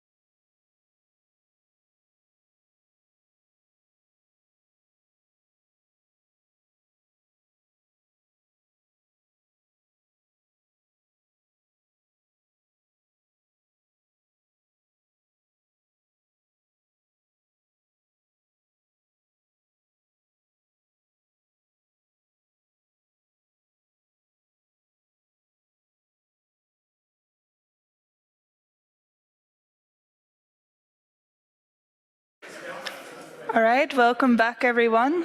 While everyone gets their seats slowly, I would like to start announcing that we're going to begin again.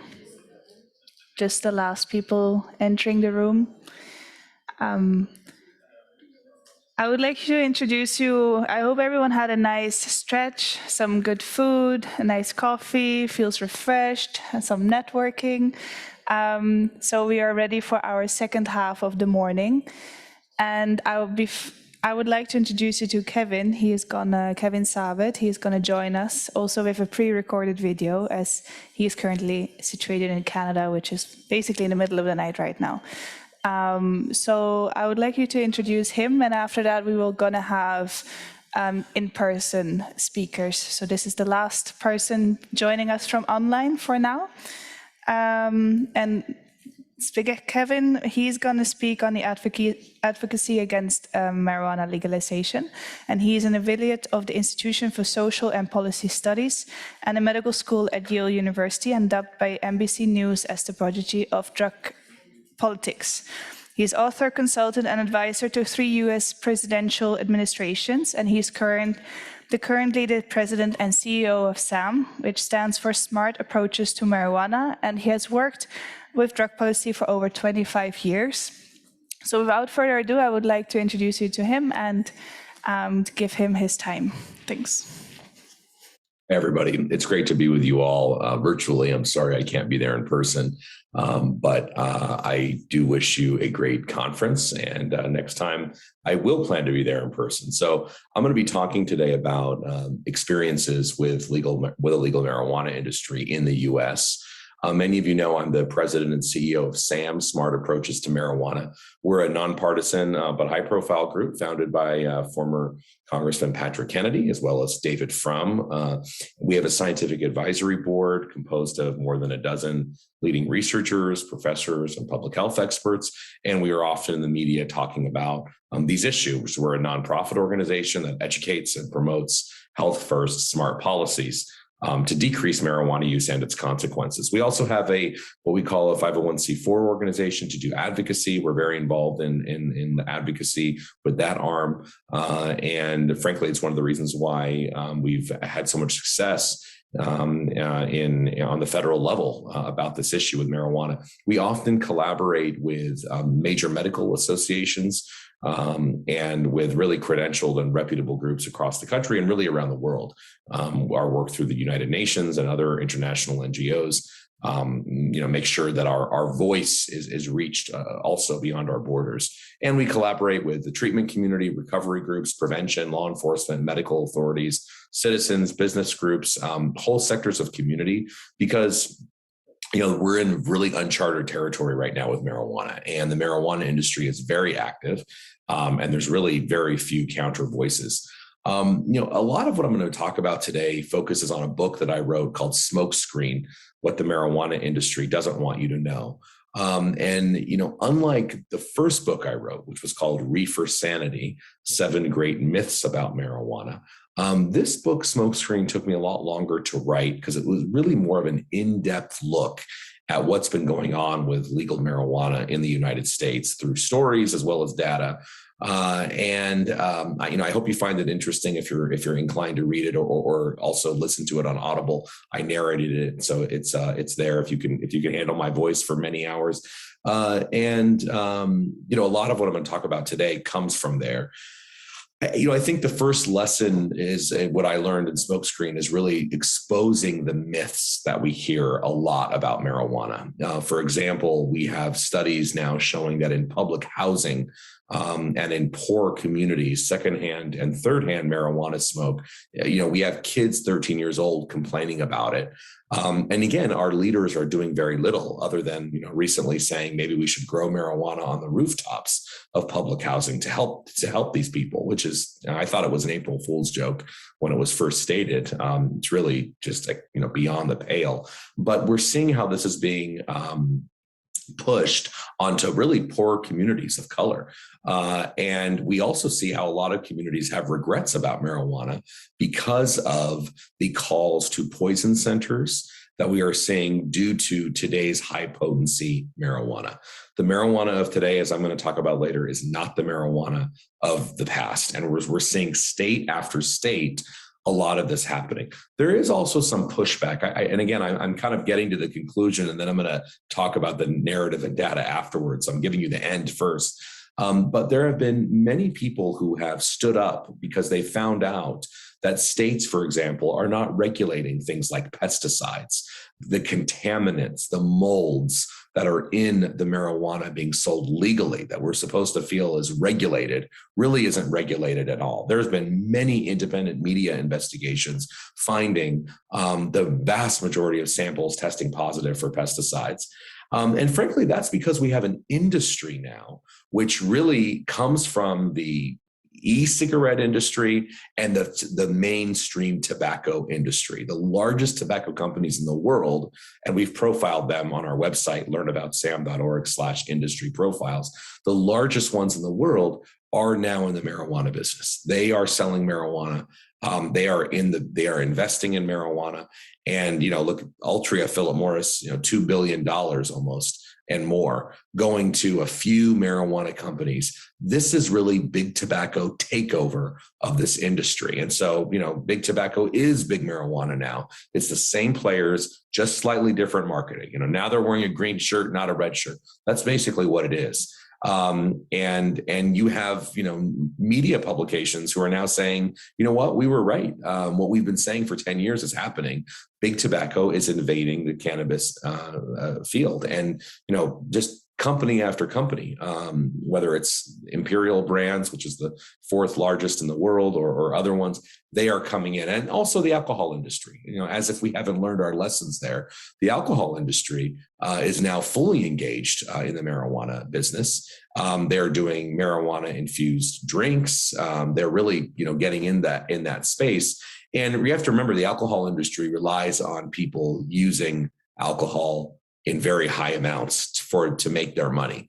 In America, 10% of Americans use 70% of the alcohol sales, of the alcohol that's being sold is from among 10% of people. So this means that we need addicts to sustain industries like this. And marijuana is no different. In Colorado right now, 22% of the people are 67% of the amount of marijuana consumed, right? So this is really the addiction for profit model.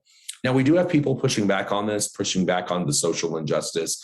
We have folks, I profile them in my book, that have taken to the streets really at the local level and pushed back hard against the marijuana industry because they're realizing that, alcohol arrests, alcohol is a legal drug. There are more alcohol arrests than marijuana. There are many more.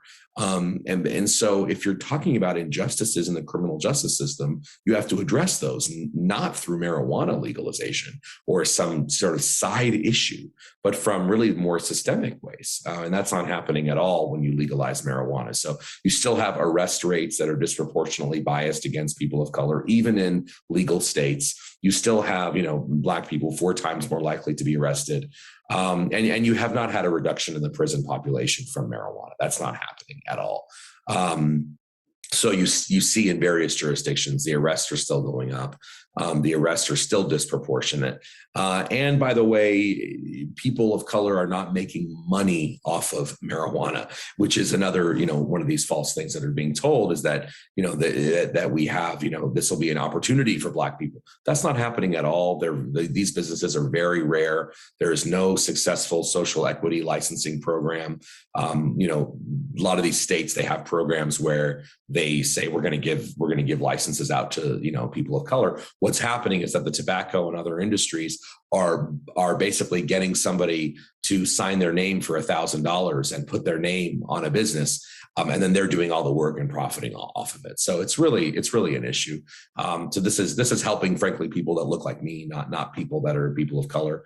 And it's just, we're not seeing it. But what we are seeing is a concentration of pot shops in poor areas of different cities. Whether you look at Denver, whether you look at California, the most densely populated areas, the most diverse areas racially are the ones that are being clustered with marijuana businesses, which is basically what we see with alcohol and tobacco and the lottery as well. That's not new, but it should be very concerning for folks. One could say, well, if you legalized it, at least you're going to get rid of the underground market.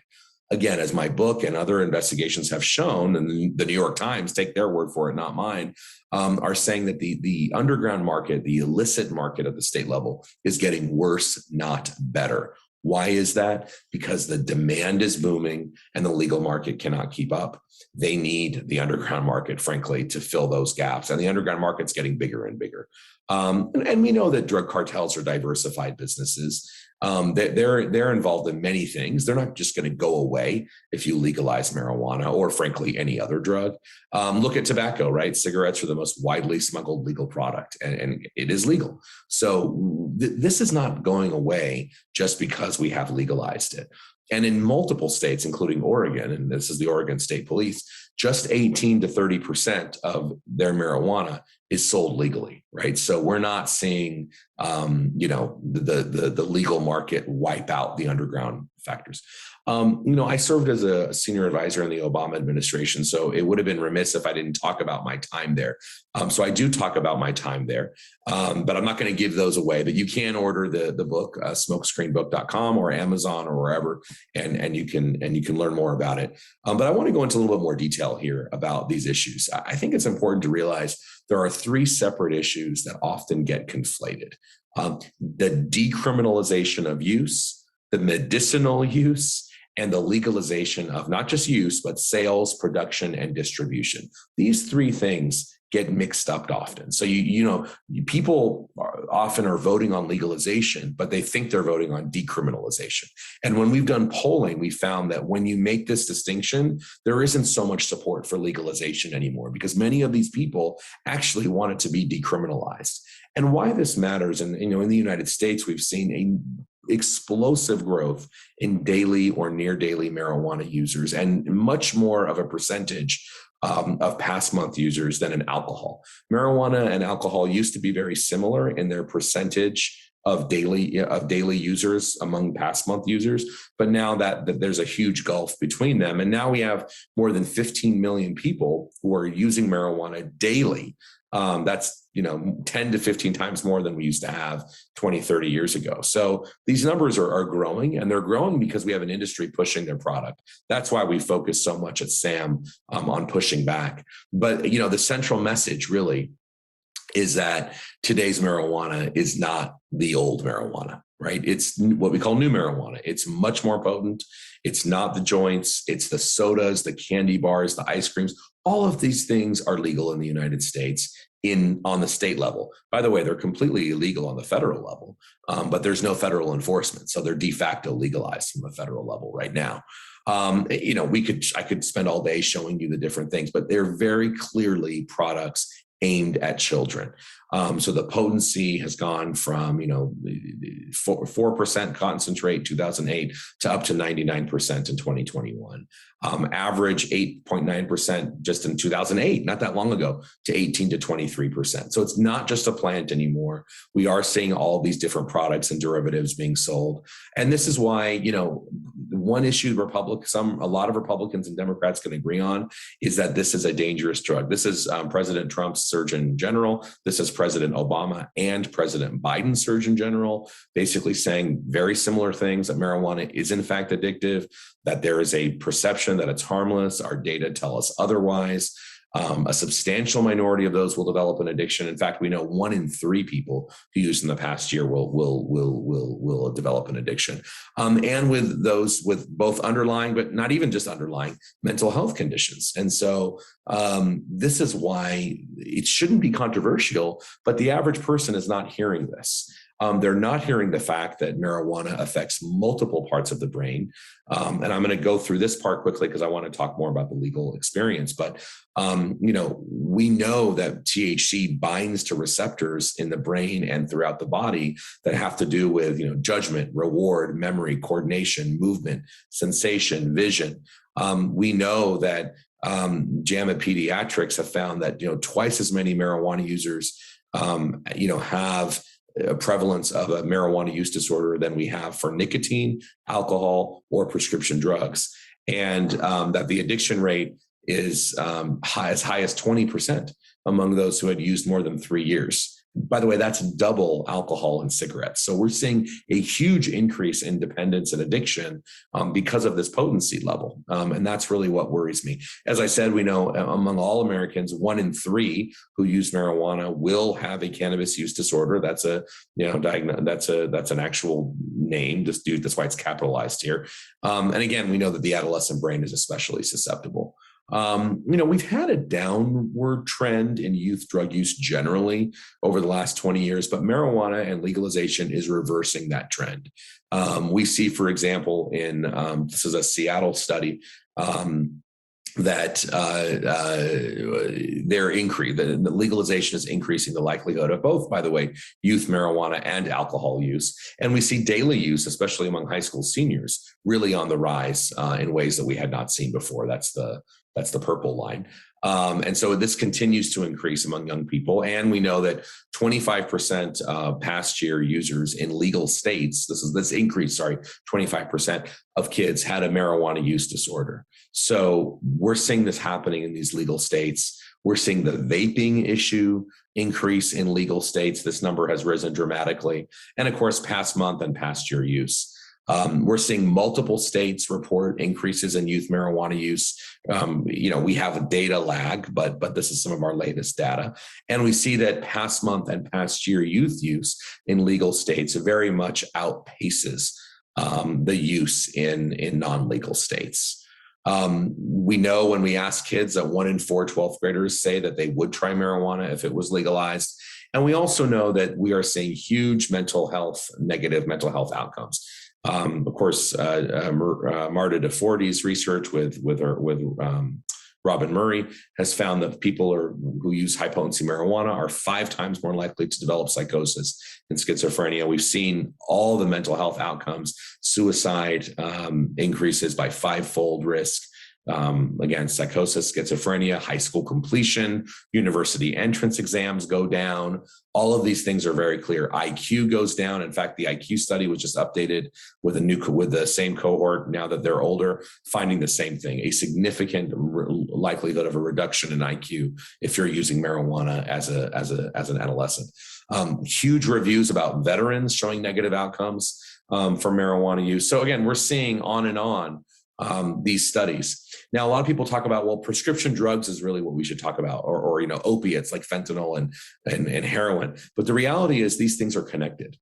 We've seen study after study connecting marijuana with opiates and various opiates. And in Journal of the American Medical Association, we've seen research showing that the opiate crisis appears to be worsening where marijuana has been legalized. So, there's a lot of misinformation by the industry out there about the opioid issue with marijuana, but it's been very, very clear in the research that it does go up. And in fact, in places like Colorado that first legalized, we've seen opioid-related overdose fatalities skyrocket since legalization. They have not gone down. So we do see an increase both with medical marijuana and non-medical marijuana. It's very interesting to hear what kids say about how marijuana affects them to use or can attract them to use other drugs, including opiates. So you can read some of that there, but it's very fascinating to see that. But it's not surprising to people who have researched this for a long time. So there's a lot of research on it. I'm going to skip, but really what we've seen in these legal states is the mass targeting of our youth. The coupons, the advertisements for the delivery companies, for a lot of other companies that sell marijuana, they're talking about joy and happiness, and they're appealing to youth with sports and cool people and fun things. This is again big tobacco all over. Even a recent billboard looked like Joe Camel, which of course has been gone for a decade or two now. But this is again part of the marketing. We're seeing THC companies advertising on social media at, for example, comic conventions, Comic-Con, with the cartoon characters. I mean, Be Mighty. This is really their point. And we've seen issues with pregnant women, especially in legal states, a big increase in marijuana use. So these are the vulnerable populations: youth, pregnant women, others. This is something that we need to remember. And these medical dispensaries are giving out information which is totally not true to these vulnerable populations. Big public health impacts. We've seen report after report showing, thousands, tens of thousands of homes that kids are in where marijuana is not being stored safely, exposed to second and third hand marijuana smoke. Children as young as, below 5 years old ingesting THC. I mean, that's very scary. And having to go to the emergency room, to the hospital.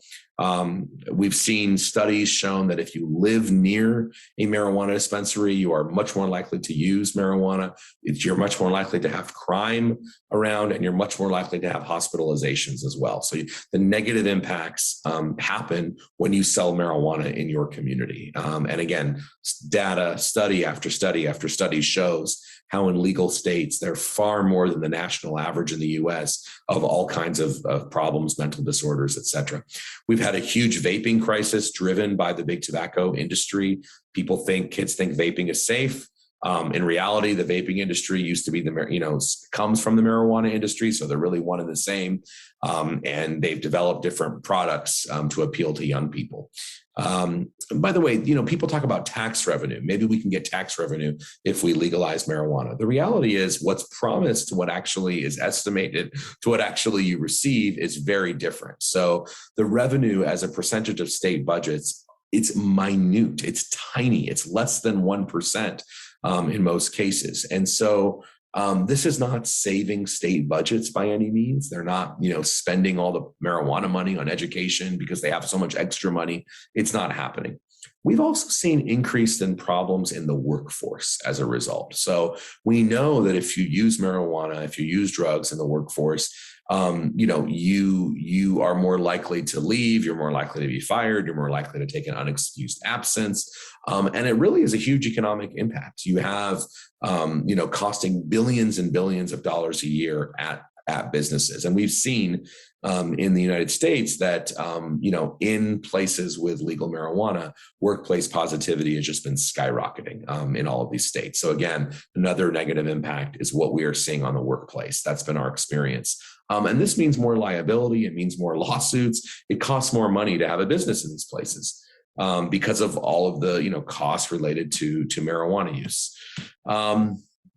I want to just go ahead a little bit. Of course, the use doesn't just affect users. We need to talk about the family members dealing with addiction, the financial problems, legal consequences, time spent caregiving, lost productivity at work because they're distracted. We really need to understand there are multiple issues related to marijuana use. And there are a lot of lawsuits as well. I mean, the marijuana industry is determined to legalize marijuana to be used at the workforce and right before you come to work and, whenever, because, marijuana stays in your system. They want to make sure that you can use it whenever you want. And they are winning in some courts, which makes us very concerned.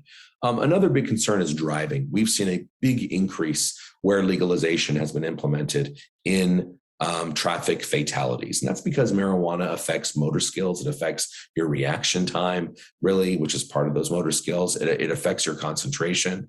And, we've seen, for example, our biggest, car automobile safety company, AAA, opposed the legalization because of the safety risks. And in Washington state, not just Colorado, we've seen twice as many fatalities since legalization. In Oregon, 50% of drivers are positive for marijuana after legalization. 1 in 5 drivers are stoned. That's a 50% increase in Washington state. I mean, you look at these states and you see how legalization has really, really affected driving. There was a JAMA internal medicine study saying that federal legalization would bring 7,000 more stone driving deaths nationally. That's probably an undercount. I think it'll probably bring more. So these fatalities are skyrocketing in all of these states that we have data. Some states don't report data. So, California is much more difficult to get data from, which is another big issue with legalization. You find that a lot of times in the US, this data is suppressed. They don't want the research out because it doesn't look good for them. And so it doesn't conform with their going politically. So this is a big issue. There's been a lot of talk about Mexico, whether they will legalize it or not. I worry very much about legalizing it in places where, the rule of law is very poor. The culture of compliance is very low. Police resources are already stretched thin. We really have to see how this would affect countries that are not so resource rich as well as our countries, which are resource rich. We are watching several different items of legislation, which I'll go very quickly because a lot of people think that we could just legalize it. We're legalizing it federally in the United States. The reality is there are bills to legalize marijuana, but they are not going anywhere right now, and we're thankful for that. We have a president who's opposed to legalization. We have multiple senators from Democratic and Republican side opposed to legalization, but they are trying to get in other ways. They're trying to get in through banking. They want to get into the U.S. financial system so that they can get those institutional investors to grow their businesses. And we've seen, because it's being illegal on the federal level, they're not able to do banking. So we also don't think it's passing now, but this is also a big issue for us. So what can we do? Listen, in places that have legalized, we're not just putting our heads in the sand. We are trying to severely restrict THC. We've done that in Colorado and other places, and this is a huge problem because we don't have THC really regulated levels in basically hardly any state. Because the industry makes money from high THC products. They don't want these things, but this is something we absolutely need to be focusing on. The marijuana industry should not be serving on boards to make regulations, and yet they are. We have the revolving door about consultants and marijuana business folks and regulators. We need to stop that. There should absolutely be no advertising and promotions. But in the US, commercial speech is free speech. It's very difficult to control that. That's why you have the billboards. That's why you have advertisements. And really, we need a science-based public awareness campaign about the harms of marijuana. The American people don't know the harms and many people around the world don't know the harms because we are being fed a constant stream of misinformation from the industry. And that includes driving. We need to talk about the driving issue much more seriously because of the increase in the car crashes. In places that have not legalized, we don't want to criminalize people. We're not saying we should arrest people and throw them in prison. We don't need to have those criminal penalties, but we should discourage marijuana use. We have speed limits on freeways. If you go over the speed limit, you're not going to necessarily go to prison unless you're going way over, but you're usually not. But it's something we want to discourage, and that's why we have speed limits. So, you can see marijuana laws as something similar. We have them to discourage use. The problem is the industry wants to encourage use, and that is where there becomes a very difficult divide. We have a lot of resources on our website. If you go to learnaboutsam.org, we have a new lessons learned report. You can, of course, buy the book, Smokescreen as well. And we're really trying to impact this on multiple levels. You can get involved. There's a lot we do, training events and other volunteer opportunities. We'd be very, very happy to answer. Right now, I can't answer questions, but if you have questions, you can give them to the conference organizers, and I'm happy to answer them. And I'm really happy that you joined us today. I'm really excited to have been presenting. You can go to learnaboutsam.org to get more information. And the final thing I want to say is we have to understand that the legalization of marijuana really is not just stopping at marijuana. There is a very highly motivated group of folks internationally who want to legalize all drugs. They're starting with marijuana. They're now going to psychedelics. They're then going to, heroin and other drugs. They are really, trying to legitimize use as opposed to legitimizing prevention and recovery and treatment, and which is really what we should be pushing. But we have to understand the legalization of marijuana does not stop here. It's going to keep going. It's going to keep going with other drugs. It's going to keep going with all of these products and new products that we haven't even thought of now. And we're going to need your help. So thank you so much for having me. I hope you learned something today, and good luck with the rest of the conference. Thanks so much.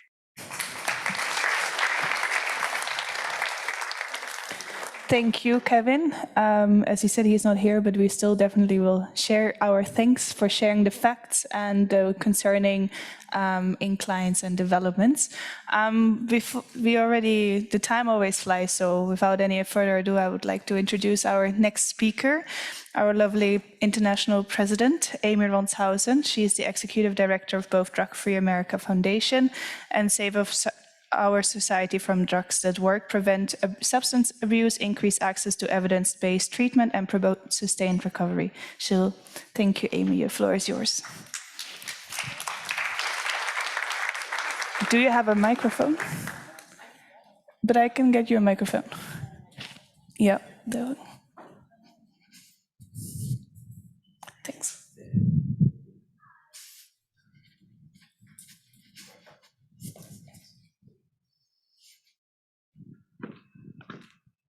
Okay, so Kevin gave us a lot of really great information. I mean, some of the slides he skipped through, but I'm sure they're available online, but gave us a lot of facts. So one of the things that we had discussed when we had the Cannabis Summit in Copenhagen is we got a whole bunch of information, but now how do we use this information to move forward in our advocacy programs and projects?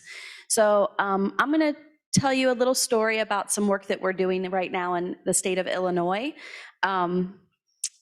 It's more pictures and it's going to be short, but I'm going to show you how we've done it two different ways. So as Kevin mentioned, you heard him say that he has SAM and SAM Action. So in the United States, we have to be very careful on how we spend our dollars through our organizations. So if I'm raising money through Drug Free America Foundation, that's my 501c3. I can't use any of those dollars to do any kind of direct lobbying. So if I want to tell somebody to vote no on something, I can't use those dollars. So we start a different organization, Save Our Society from Drugs, like Kevin did with SAM Action. These organizations are both a little over 20-something years old. And the 501c4 allows us to use any money that we raise. They're non-restricted funds, can't come from the government or anything like that, to do direct lobbying things. So what we have found when we're doing our advocacy work, it's twofold. You really have to run that educational campaign that talks to community members and allows you to have those talking points that you're giving to lawmakers under your advocacy. But then sometimes you really have to get down to the nitty-gritty and do a real political campaign and blatantly tell people what to do by saying vote yes or vote no on those things. So that's why for us, it's easy to do it through these two different things. So what you really need to do is some research in your area on how you're allowed to spend your money, because you definitely do not want to jeopardize any funds that you currently have, but you don't want to break any kind of lobbying laws either. And even for us in the United States, it's different in every state on what we're allowed to do and how we're allowed to do it. So I'm located in Florida, but this particular work that we're doing right now is in Illinois. So a couple years ago, Illinois passed legislation to legalize marijuana. They already had medical marijuana. Now they have recreational commercialized marijuana.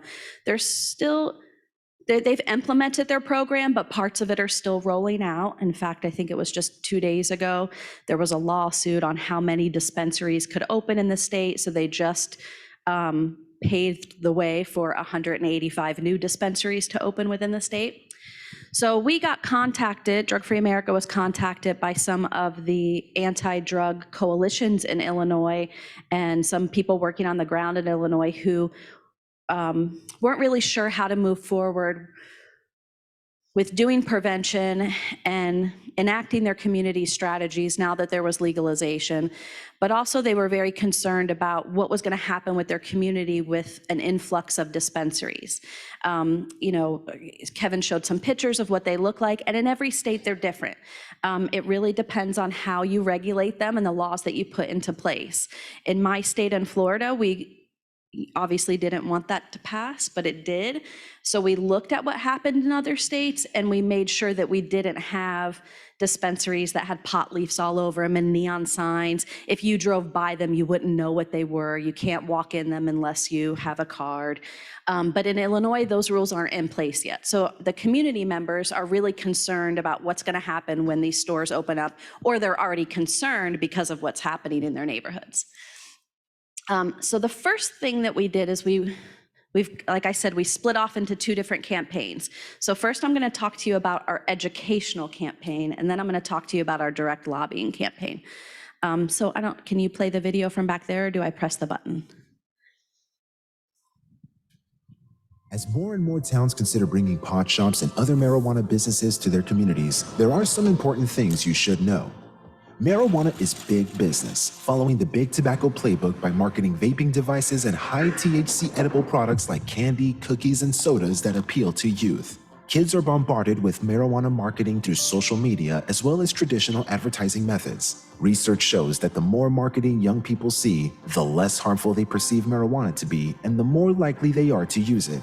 But it doesn't stop there. Daily adolescent marijuana users are 8 times more likely to use other illegal drugs in the future. On top of that, today's marijuana isn't the same as it used to be. New methods of processing have yielded highly potent extracts with THC levels of up to 80%. That's scary when you consider that marijuana induces anxiety, depression, and psychosis, along with increased suicide attempts in young people. So before your community opens its doors to marijuana businesses, make sure everyone knows the truth. So we created this video, thanks. Let me go to the next slide. Okay, so we created the video, but I want to tell you a little bit about the video and caution you on when you create things like this. This is not used to educate lawmakers. When we want to educate a lawmaker, all those things that we talked about in the video, we have sourced things to back up what we're saying. But it's a video, so it's a little more dramatic, you know what I mean? When we were talking to a legislator, we would create that one-pager like Sue talked about. They would be, clearly stated, quick talking points with sources at the bottom. You can't really source a video. It looks kind of weird if you're putting all those things in there. So this is something that what we did is we broke it down into 10-second clips. And we put ads on social media. When people watch them on social media or they click on them on social media, it takes them back to a new website that we built with the people in Illinois that can be used in any state. Marijuana Know the Truth. It's an initiative of Drug Free America Foundation. There's a lot of stuff on there, but it's still kind of room to build. There's research, media. We have an Ask the Expert link. So if you click on there and you ask the website any issue related to marijuana, we send it to different people in our field if we don't feel like we're the appropriate people to answer it. So maybe we would send it to Bob Dupont or Bertha Madras or Kevin. And then they would get a personalized email from this expert with some sourced materials. And of course, we'll have to look through it to see who's asking what kinds of questions, but we'll have that on there. And then it's also a place, so if you go to the Drug Free America website, there's a whole bunch of stuff on there. It's not just marijuana stuff. But if you're only interested in marijuana stuff, this is a place that you can go, and we'll share resources from other organizations as well. So we have some SAM stuff up here. We have some stuff up here from some parent groups that we work with. So this is a place for people just to kind of get that educational material, things that they can use in their different efforts. So that's kind of where our educational part for the community level is kind of going. Then through SOS, we have our political direct lobbying. So the first thing that we did, we were specifically looking at the dispensaries because that was the concern of these communities. They wanted to know what the impact of dispensaries was going to be on their neighborhoods. We had some research on that. We had some sourced talking points. But what I think is important sometimes isn't as important to the people that actually live in the community. So you want to give them those talking points, do some polling, find out what moves them, what would move them enough to be active on this topic, what would move them enough to write their legislator. So we did that. We did some polling. We found out what people care about that live in these suburbs outside of Chicago. Through our direct lobbying, we're actually asking the lawmaker to take a position. So we're saying vote no in this case. and we're taking an issue on it. And then we have the political ads. So like the video, but even more so, think about when you get political ads in the mail when it's time to vote for lawmakers. You know, they're getting your attention. If I sent you a fact sheet in the mail, it's probably going to go right in the trash. So you have to use some more dramatic flair things, but you want to make sure that it's still sourced and relevant. So what we did is we sent out these flyers to the people that live in the neighborhoods where they were going to be, the city councils were going to be voting on this. So this is, you know, what isn't the marijuana industry telling you? What are they hiding from you about what happens in your neighborhoods when dispensaries move in? This particular mayor and the city council, they wanted to open their doors to the industry. They wanted to allow, they already had one dispensary. They wanted to add 3 or 4 more. They wanted to add a cultivation center, and they wanted to add a a consumption lounge. So where you could come in, use marijuana, and then leave, buy your products there. So we tried to mail this through the US Postal Service, but the US Postal Master in DC said that because we had the word marijuana on it, we couldn't mail it. Now, I get stuff to me in Florida all the time that has marijuana on it, so I think we just got a particular postmaster who was not on our side of the issue. But we didn't want to chance paying for all of these to be printed and then them actually not mailed. So we found a service that we could, that would deliver them house to house outside of the Postal Service. So that was the front of it. This is the back. The back has what the research shows on this particular issue. We have it sourced. I don't think we really needed to have it sourced here, but I know that if I'm getting something in the mail and there's some talking points on there, I'm going to want to know where these people are getting this information from. So we put it on there. We had to say who it was paid for because then this is a political ad, so we wanted, you know, we didn't want to keep it secret who we were. So if you clicked on that, and if you do it now on your phone, you can do it, but don't send any letters because you guys don't live there and they don't want to hear from you. But if you click on this QR code, or you take a picture of the QR code, it sends you to our advocacy website where you put in your information. You can send these particular city council members a letter that's already written, or you can delete it and write your own, and some people did.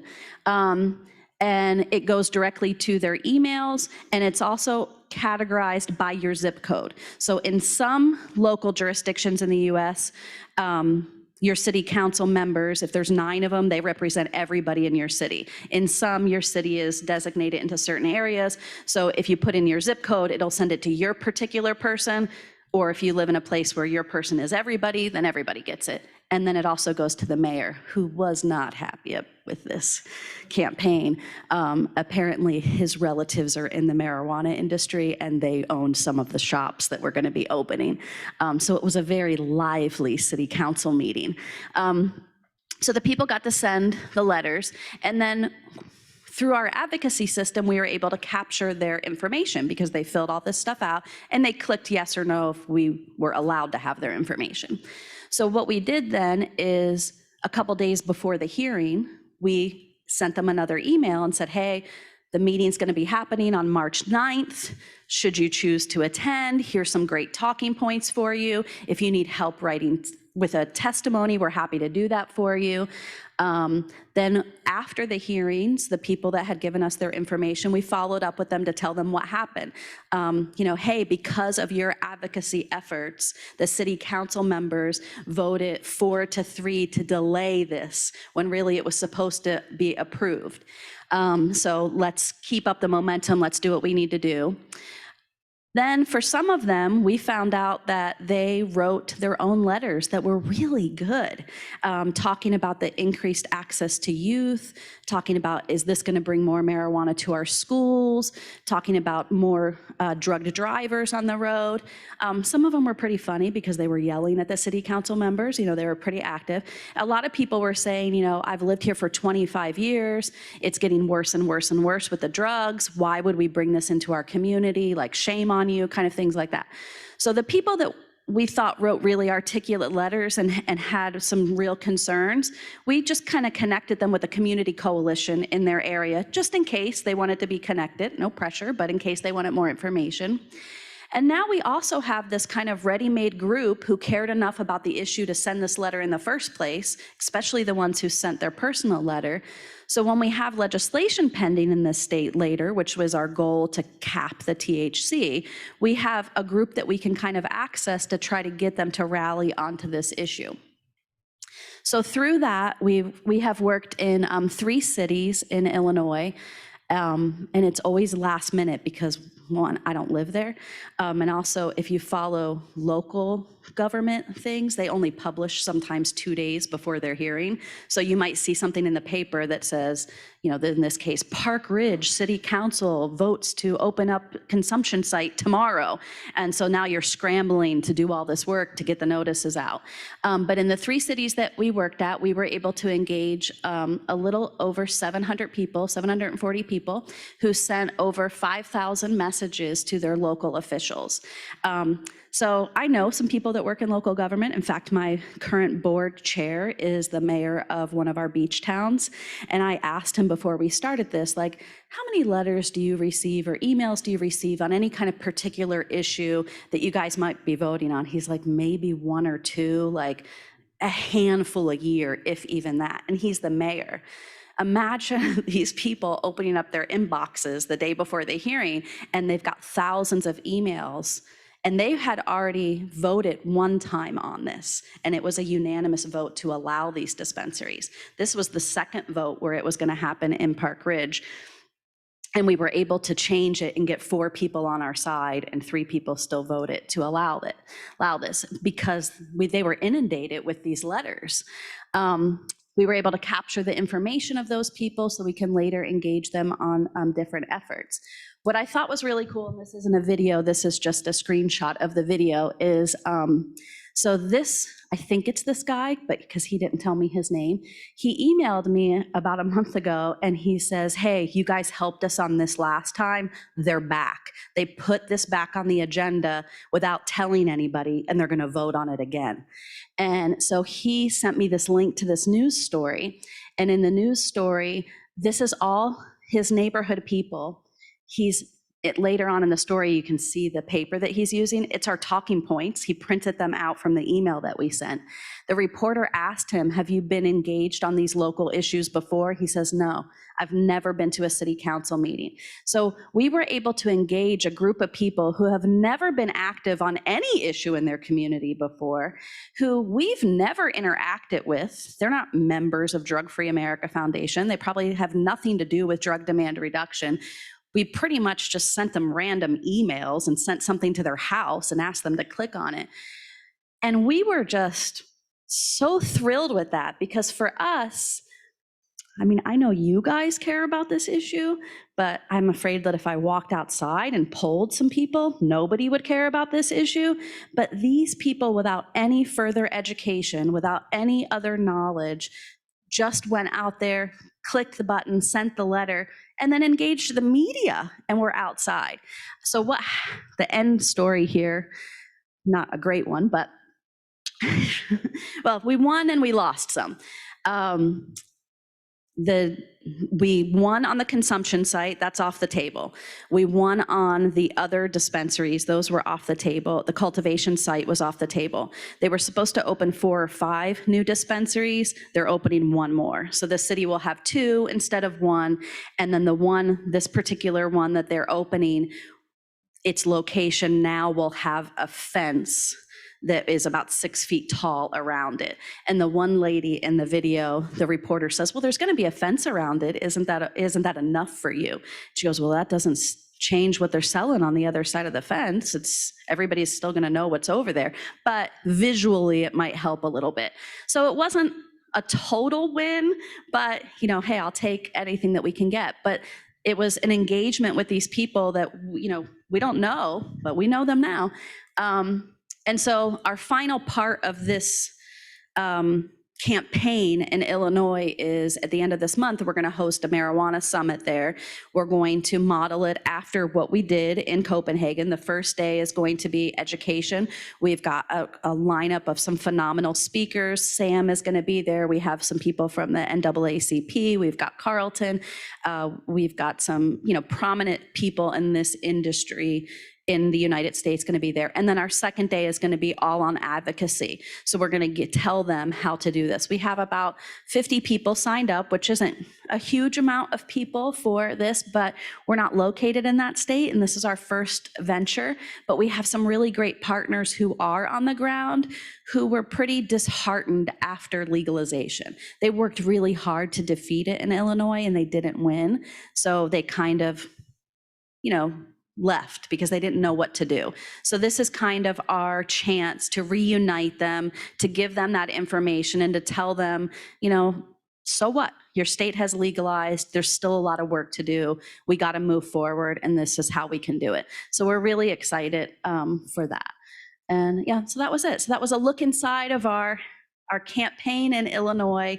So how you can use the facts to actually facilitate some change and to educate your community. Thank you. Thank you so much, Amy, for your presentation. I think there is one question. We will take one question and then we will continue with the rest of the program, since there's a lot to talk about, or in the break as well. I think Roger had a question. I'm impressed about the plan, about the city. You did talk about young people. Do young people have a role to play? Do young people have a role? Can young people have a portion of the advocacy? Yes. Can you bring them in the center? So what you asked was if we included young people in our advocacy efforts. In this particular case, no, because we weren't in the state. What we did is we mailed these flyers to people's homes. So if you were a resident in the city, in this particular city, I think it was 15,000 homes, you received this thing. So we wanted to make sure that they were of voting age, that they could, contact their city council members.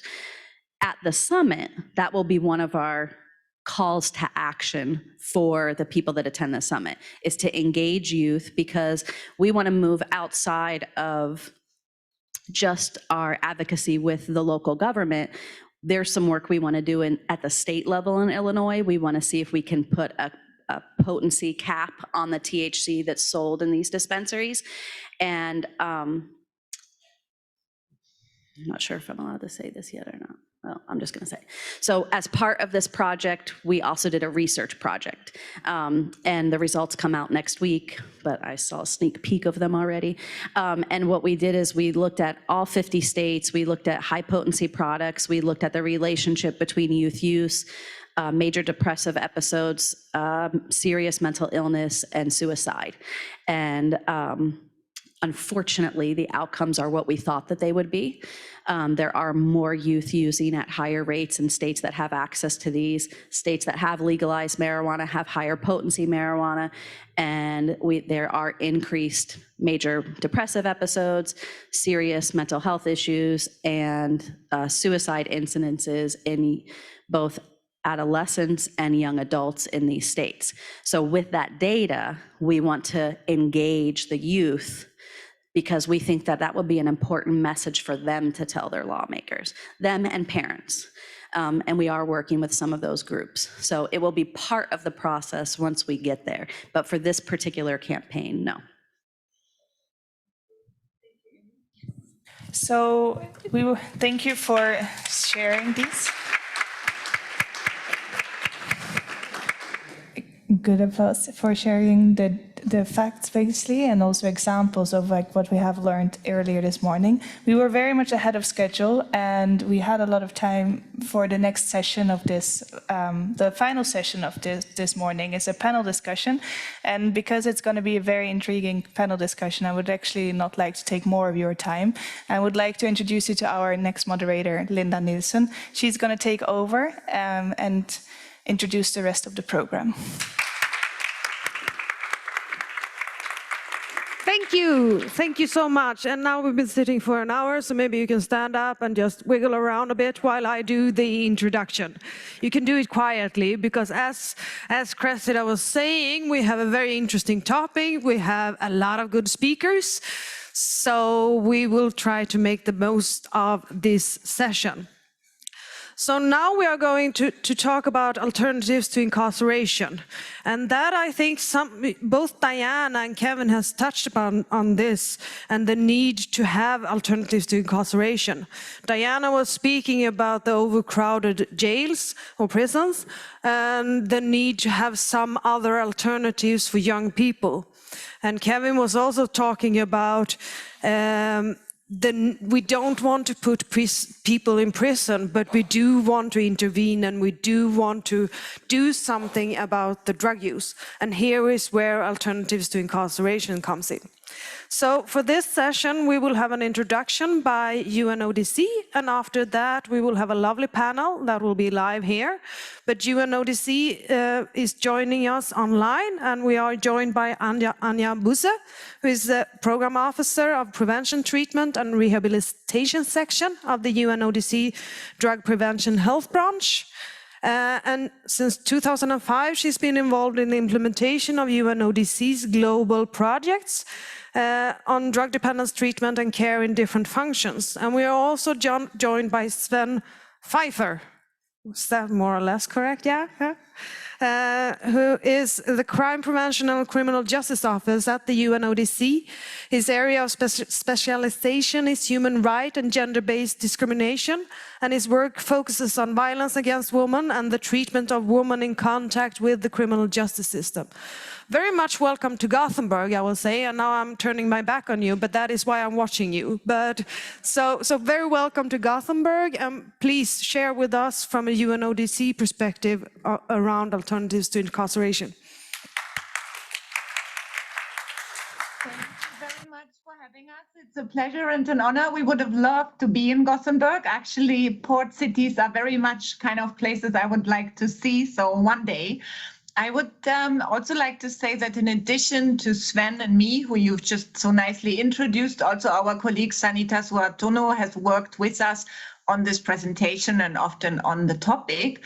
And as we talk about this section on alternatives to incarceration, I think we would like to put an emphasis on public health and justice collaboration when it comes to offering treatment as an alternative to incarceration, or if we stay with the language of the conventions, to conviction or punishment. And as you said, we'll just give a bit of an introduction overview and how we also try to understand from and with the member states of the United Nations how this topic is being addressed and can be addressed further. So I think you had colleagues from UNODC maybe present before with the World Drug Report. Every time we estimate the number of people using drugs worldwide, and based on last year's report, there are 275 million people that have used an internationally controlled substance in 2019, and over 35 million people that would benefit from drug treatment as they are suffering from drug dependence. But what we also know from World Drug Report is that unfortunately, the treatment gap, so the access to treatment of drug use disorders, is not getting smaller, but it's actually growing bigger. So when I started working with UNODC, 1 in 6 people with drug use disorders had access to treatment, mainly because of population growth. Now we are looking at 1 in 8 people. So 7 out of 8 people of these 35 million plus do not have any access to treatment of drug use disorders, and that still doesn't say anything about the quality that the other have access to. So UNODC and WHO in 2020, we launched the international standards for the treatment of drug use disorders that describe an evidence-based continuum of care in a human rights framework describing what's actually effective treatment, and also to differentiate it from measures that are sometimes implemented in the name of drug treatment, but that are not drug treatment. So that was an attempt to increase both accessibility and quality. in relation to our topic, of course, it's also important to note that drug treatment is not only an effective public health strategy, but there are data, and I think many of those you have discussed previously already, how it reduces also involvement in criminal behavior. So here are, for example, reduced shoplifting, arrests massively, and how treatment can also improve the quality of life of an overall community, that when there is investment, the employment rate went up, the homelessness rate went down, and things like that. So this overall effect of offering evidence-based drug treatment, we need to keep in mind when we talk of the topic of alternatives to incarceration, and it's an effective investment of public money. According to some estimates, and that depends on the country, on the context, for every dollar, euro, whatever, krona invested, up to 12, or here it even says $18 can be saved in costs to society, especially those associated with criminal justice costs. So, and if we now keep this treatment gap in mind, and then remember us that, of course, a lot of people with drug use disorders are in contact with the criminal justice system, and many people in the criminal justice system have a history of drug use or drug use disorders. I think it's always good to see that in the context that 7 out of 8 people globally have no access to treatment of their drug use disorders.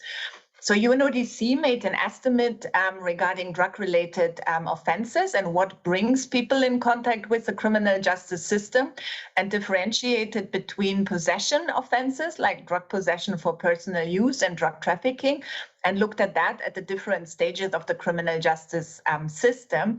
And here you can see that at the arrest stage, the vast majority, 61% of the drug offenses reported, personal use offenses. At the conviction state, it's still the majority, 54%. And then when it comes to prison, it's the minority, it's 22%.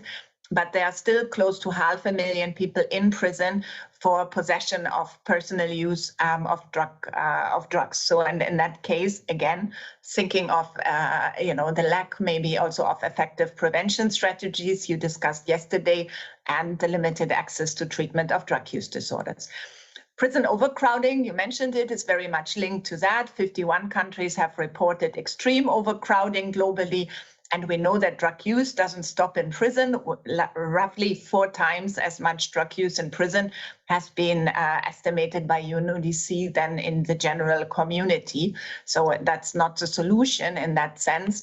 And with regard to the International Drug Control Conventions, we know that the parties to the convention, so the member states, have on one side taken a commitment to offer a continuum of care, really beautifully described, from early identification, treatment, education, aftercare, rehabilitation, and social reintegration for persons in need of such interventions, and that such measures would be possible in the framework of the conventions as an alternative to conviction or punishment in cases of possession, purchase, or cultivation of controlled drugs for personal use, and other cases of minor offense, of minor nature.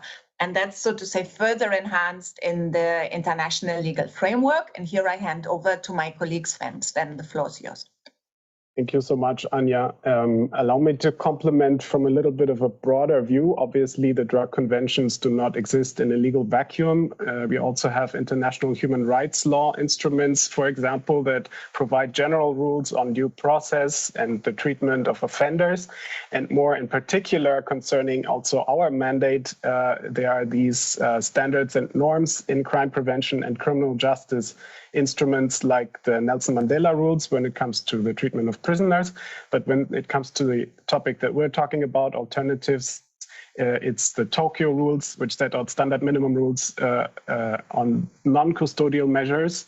So elaborate on the types of measures, the different stages at which they can be applied, as well as provide guiding principles and really useful guidance on the implementation of those measures. And finally, another instrument that I wanted to flag are the Bangkok rules, which are based on the principle of non-discrimination and take it forward and provide the gender perspective that actually has been largely lacking from the other more general instruments. So the Bangkok rules don't only deal with the treatment of women in prison, but importantly also deal with non-custodial measures and how to make them gender responsive, gender sensitive, and they address the important issues of also drug and other mental health treatment needs that women, they have obviously different profiles from their male counterparts. And you might have also heard that in the 2018 UNODC World Drug Report, it was found that globally, women in prison for drug offenses, the proportion is much higher compared to their male counterparts. So that's some evidence base that really calls for the use of the Bangkok rules. Moving on, I want to talk a little bit about the mandates that member states have, or the goals that they have set themselves. Obviously, the UNGAS 2016 declaration is the main reference point for that. And here we also find a paragraph on alternatives to conviction or punishment in appropriate cases, which links the International Drug Control Conventions with the standards that I've just outlined, including the Tokyo rules. And moving on, also now looking at the mandates of UNODC. In particular, we had a landmark resolution in 2015 from the Commission on Narcotic Drugs, which was exactly about the topic that Anja mentioned, stronger public health and justice collaboration in taking alternatives to conviction or punishment forward, focusing in this case for specifically on drug-related offenses of a minor nature, asking UNODC inter alia to provide guidelines and tools to support such collaboration and also collaborate with other international organizations in providing training and technical assistance. And this is why we launched an initiative in 2016 with the WHO on treatment and care for people with drug use disorders in contact with the criminal justice system, which importantly goes beyond just drug-related offenses and also looks at people with drug use disorders who might commit other types of offenses, for example, to finance their drug habits, property offenses, and so on, to really holistically look at their health needs and not just exclude someone based on a narrow legal category. Under that initiative, just to mention what type of assistance we've been able to offer. First of all, in terms of assessments and mapping and providing an evidence base, we have approached member states with different requests to provide official information, and we are going to publish the results of that later this year, working also with the African Union Commission on that. We have provided a handbook on treatment as an alternative to conviction and punishment, which is on the slide that you can see. And based on that handbook, which looks at the points made by Anja, the legal and guiding principles that I've tried to summarize from the other instruments, and provide some examples of how this can be taken forward under different measures at the national level. We also provide training and technical assistance, legal support, for example, in Côte d'Ivoire, where new legislation will come out hopefully this year, as well as are currently working on additional guidance, more in-depth guidance for professionals of the health and justice field to support diversion to treatment along the different stages of the criminal justice system. I want to spend a few moments on guiding principles. Anja, if you could move the slides to the principles, which are really important, summarizing what we think are important legal but also policy messages. First of all, that drug use disorders are public health matters, and individuals with health issues should obviously not be punished, but should have access to appropriate treatment. Secondly, that alternatives to conviction or punishment at all stages should be offered based on an assessment of established criteria and based in evidence. Thirdly, the issue of proportionality, which should be required at all stages, and not just in deciding whether or not alternatives are appropriate, but also to decide whether or not someone should be sent to jail if a condition is breached, and to ensure that this is proportionate and not just automatic or amounting to a separate offense. Fourthly, the importance of informed consent in order to provide treatment is crucial. And then there's other principles about general legal and procedural safeguards, attention to women, as I mentioned, but also other specific groups that face discrimination. And importantly, it makes clear that while we're not focusing on imprisonment, prisoners with drug use disorders obviously still have the right to health and the right to treatment, even if they need to stay in prison for different reasons. And just as mentioned, now a small summary of the different assessments that we have, or the information that we've been requesting. We've had over 70 replies from countries that you see on the slides. And overall, they provided information on the alternatives they have been using. On the next slide, we see that 65 countries at least use one type of alternative at some stage of the criminal justice system. Over half of the alternatives occur at more than one stage of the criminal justice continuum. And in terms of which type of alternatives are used, it seems that the sentencing stage is the most, the stage where most alternatives are used, followed closely by the pretrial and then other stages of the criminal justice system. Just in terms of types of alternatives, again, on the next slide, you see the 4 stages that we've used. Obviously, each state is, each country, each legal system is different, but you can just see the types of alternatives that can be used in order to get someone, divert someone with these specific health needs to treatment. And finally, to conclude with some general findings from the research and from the evaluation of member state responses. Generally, there seems to be a high level of agreement by member states on the need for alternatives to conviction or punishment. Many countries also have the legal provisions for alternatives that might be applied, but in some cases could be used more frequently or more effectively.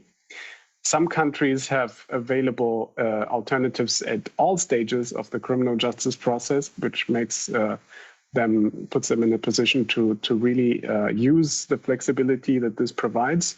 And many countries, however, still face challenges, but also reported efforts to increase the use of alternatives to conviction or punishment in practice. On the final slide, we just put together some of the different tools that we have, both from the health side and from the criminal justice reform side, that are relevant to this topic, and that we hope you will find useful as you continue the discussions or further reading. So thank you very much for this opportunity, and we look forward to engaging in the discussion. Thank you.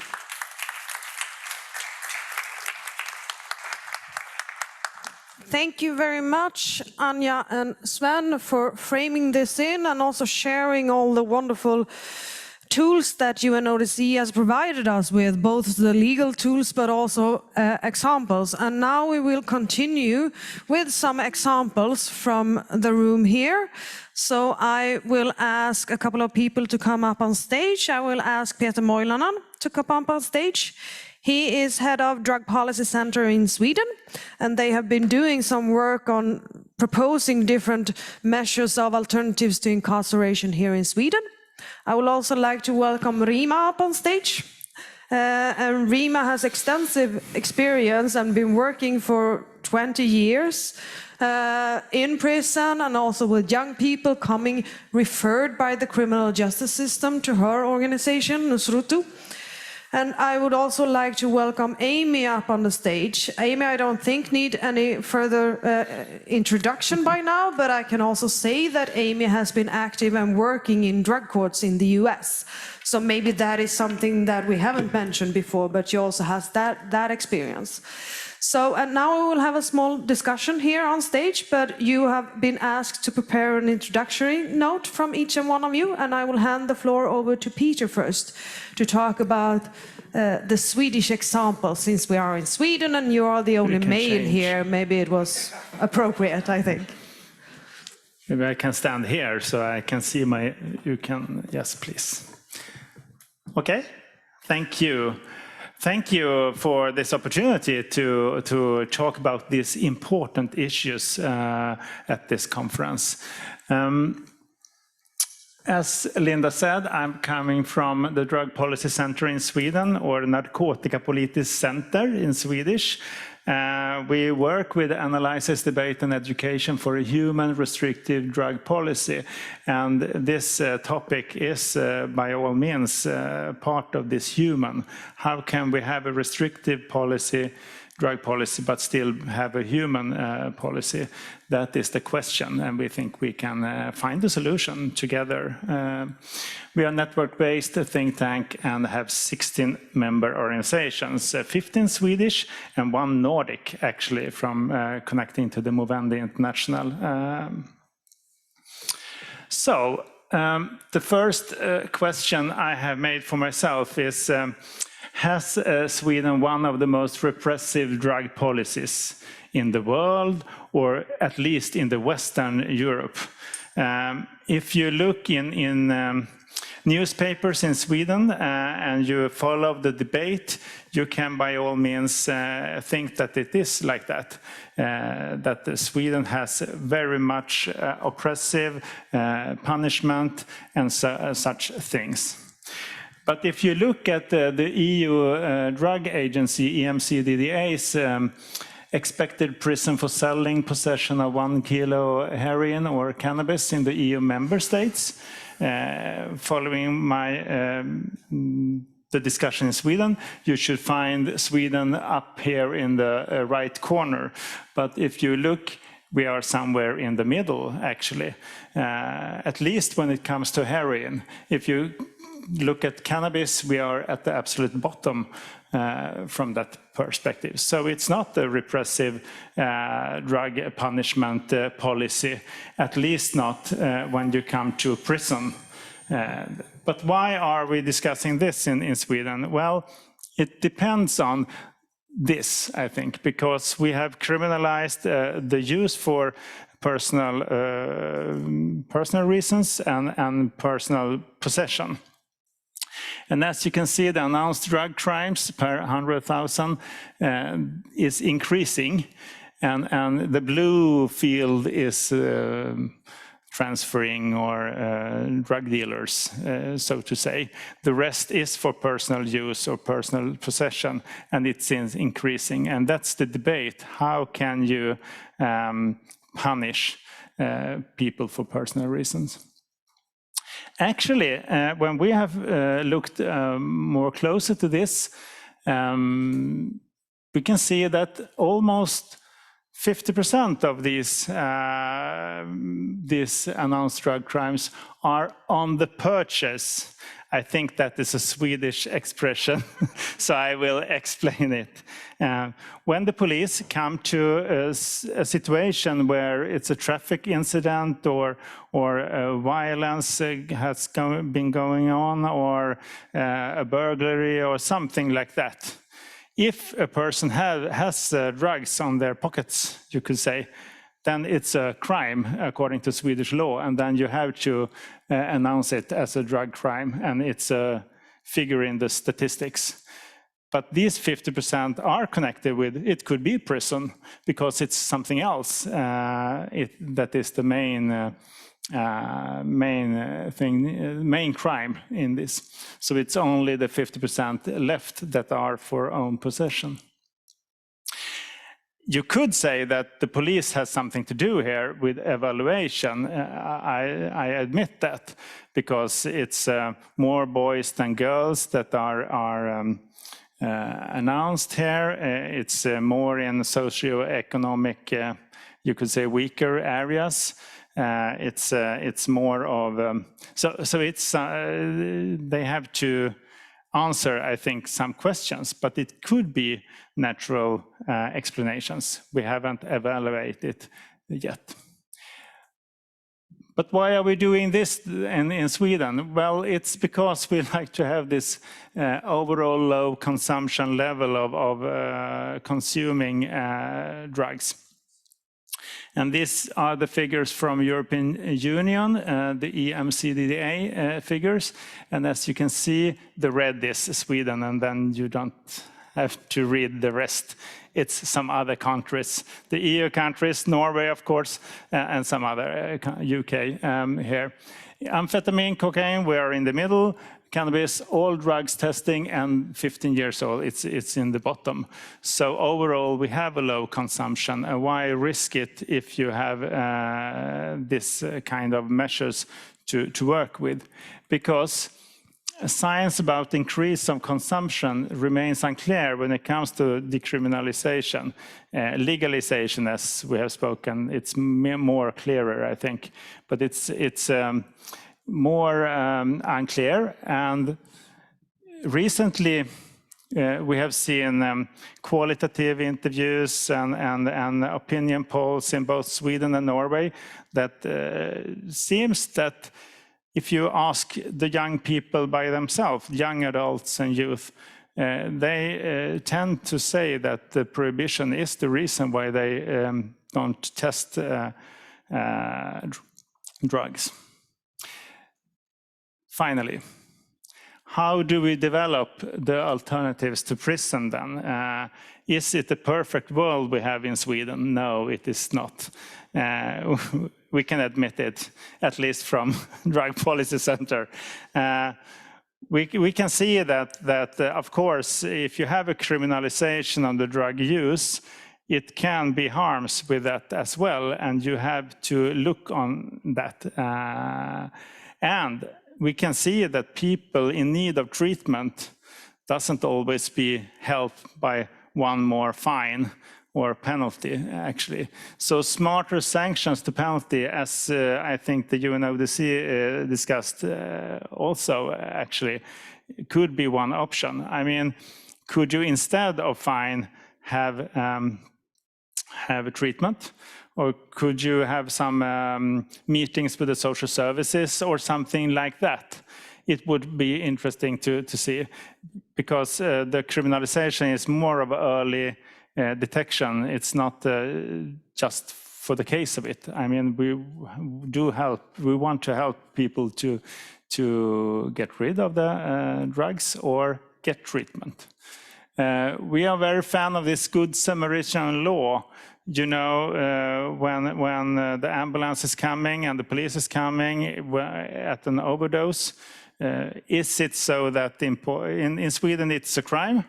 So then you have to find them. But if you have this kind of law, then they could look elsewhere, I think, the police. Canada and Netherlands have that, and I mean, we are not a fan of their policies in general, but we must see the positive things in every country, actually, and there could be good things with this law. You can have saliva samples instead of this urine and blood samples as it is today, because it's better probably if you have this criminalization system, and you can make it harder to get info from criminal records when you try to get the work, for example. And lastly, actually we have prison on our punishment scale for own drug use, but we don't use it. But it interferes in the discussion, because you can always say, but in Sweden you have prison for personal use. No, we don't use it, but it stands here. Yes, it is. Could you somehow get rid of that? It would be a better communication. So, to conclude, we don't have that hard punishment with prisons for 1 kilo of cannabis or heroin. But when you come to personal use, we have a criminalization, and we think that it has a value of keeping the consumption low, but you can develop these alternatives in a criminalized system and make it more human and more restrictive. Thank you. Thank you, Peter. And as you may understand, I have a bunch of questions for Peter, since I'm also Swede, but I will not ask them now. I will try to ask them a bit later. So I will instead ask Rima to tell you some about your experience from a Lebanese context and from your work, and I will ask the technician to add on Rima's slides. Thank you, Linda. Thank you, WFAD, for this opportunity. I appreciate it.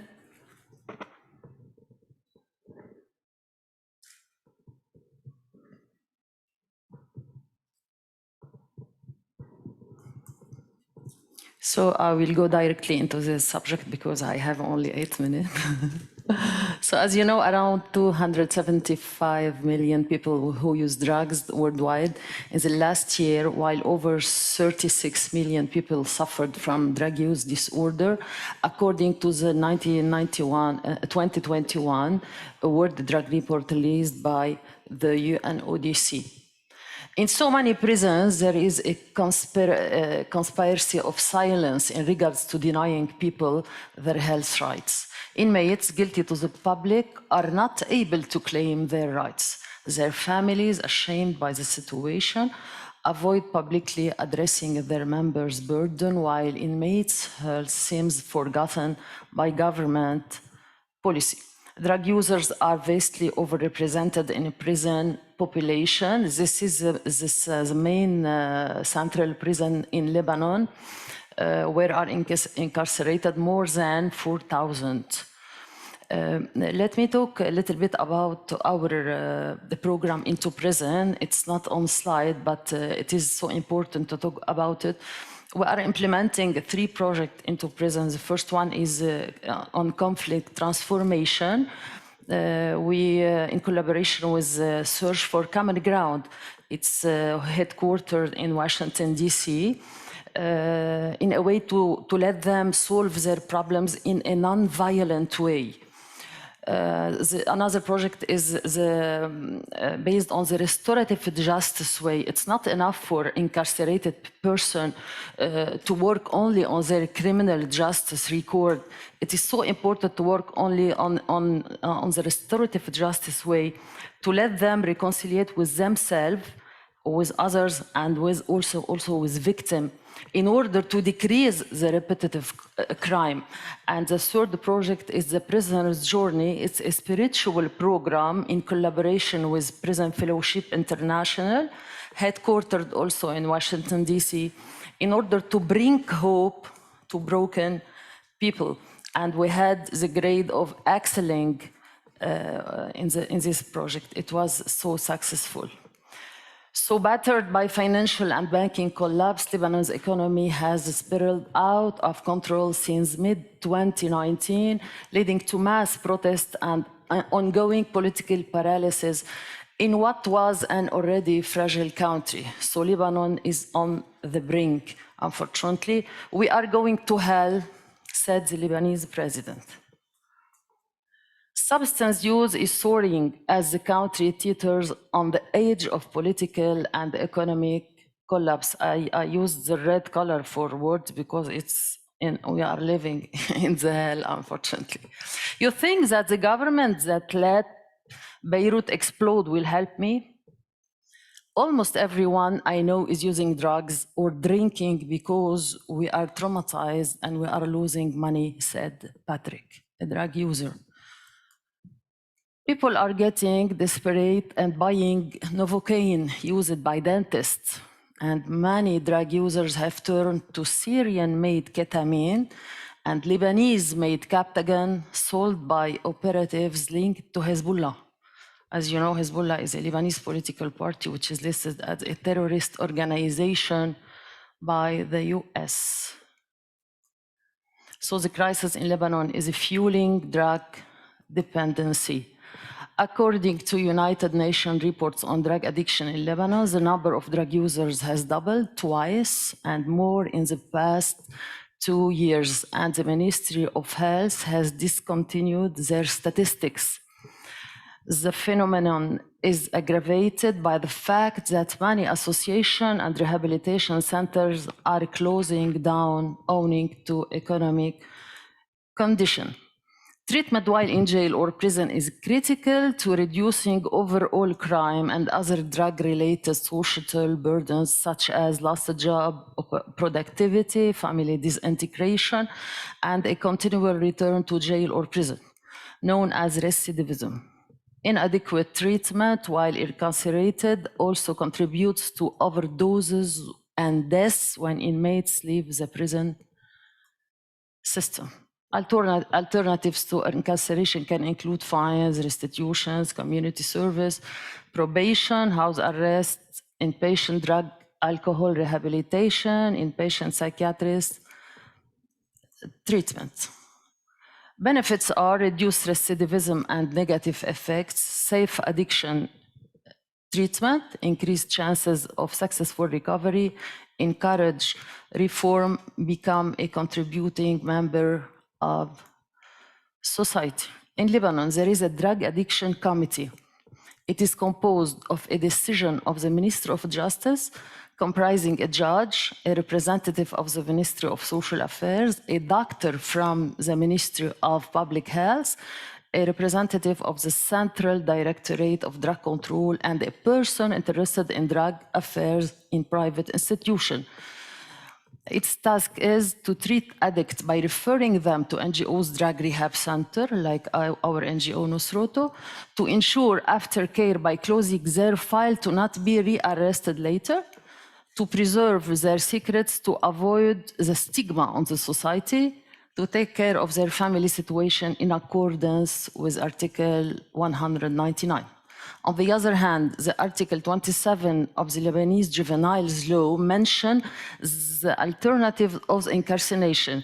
It is to work in a social or educative institution. However, it doesn't work. It is only on paper. In the other Arab country, Dr. Musa said, in Jordan currently, no discussion on alternatives of a prison.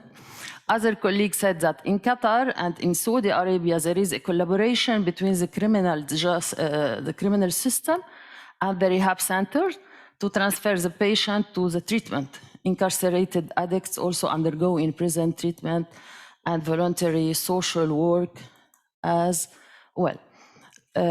Let's watch together testimonies of our resident drug user who are in our centers and who were incarcerated. أنا اسمي وعمري 11 سنة. أنا قبل كنت شذان على الطريق وبعدين تعرضت للمخدرات وفت على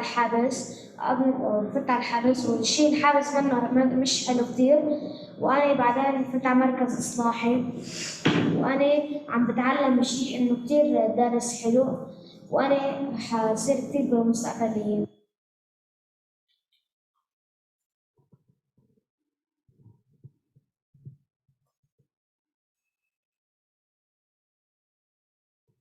My name is Mazin Kojo. I was born in Ivory Coast, Abidjan. Stayed there for 10 years. After the 10 years, I came to Lebanon in 1990. When I came to Lebanon, I met a friend of mine. He used to take heroin.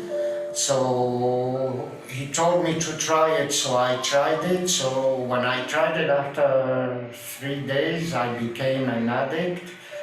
So we started smoking together for about a year. And after that year, I went alone to buy a few grams from a dealer.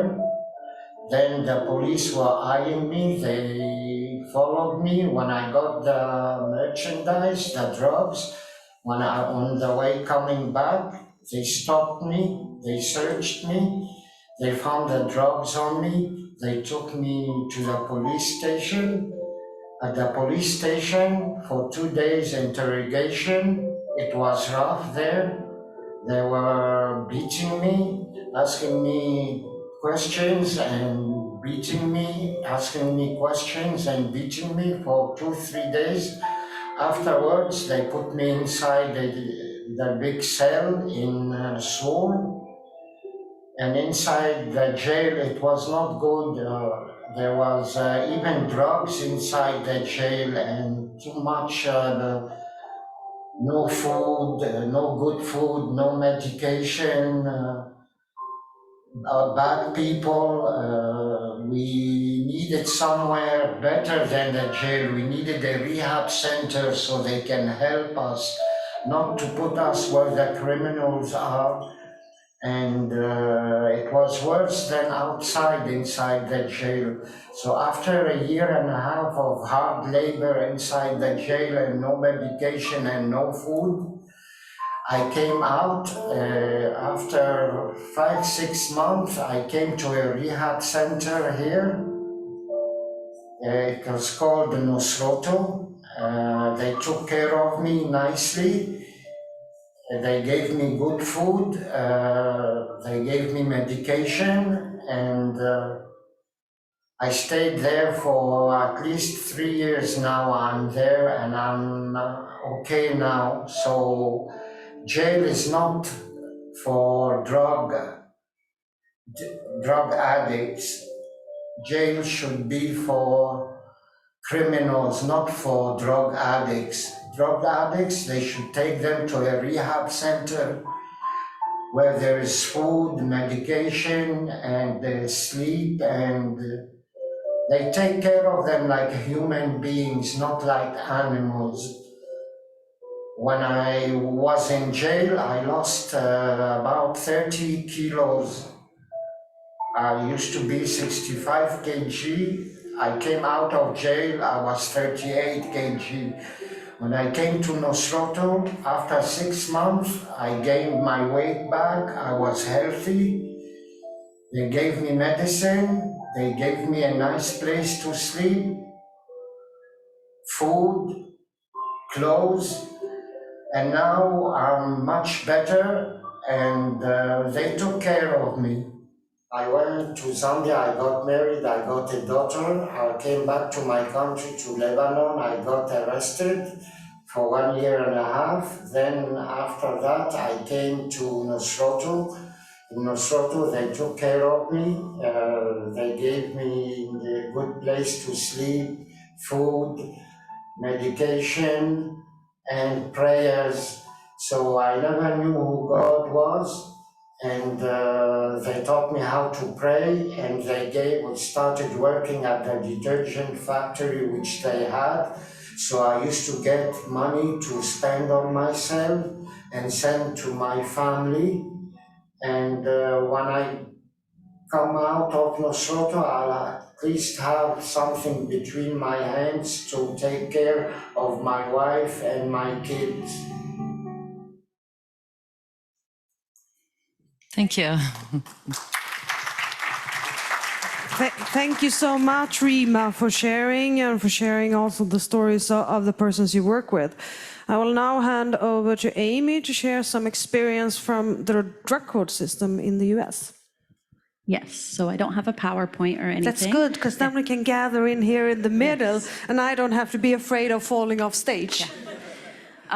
So I originally started in this world at a treatment organization, and after a few years there doing juvenile assessments, I moved over to adult drug court in Pinellas County, Florida. So it's a pretty large drug court. We have probably at any given time 20 to 2,500 defendants in the system.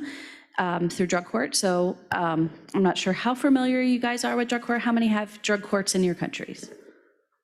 Well, yes, not a lot. Okay, so for drug court, it's a choice to go into this division of the court system instead of the criminal division that you would be in for whatever brought you in the first place. So you volunteer to go in there, you get an assessment, you either get put into whatever is appropriate based on your level of drug use at the time. It could be residential, it could be outpatient, it could be a little bit of outpatient, a lot of outpatient. But what I think is unique about drug court is that it's not just drug crimes that walk you in the door. You could have a theft charge, but if your theft was a result of you trying to acquire money to get drugs, you could then be assessed to be in drug court. So it wasn't just the drug charges that brought you in there. Usually people were in drug court for about 24 months to successfully complete the program, because you wanted them to be in recovery for about a year, at least in our drug court, before they were done. They got to do a lot of different things, one of which was not go to jail.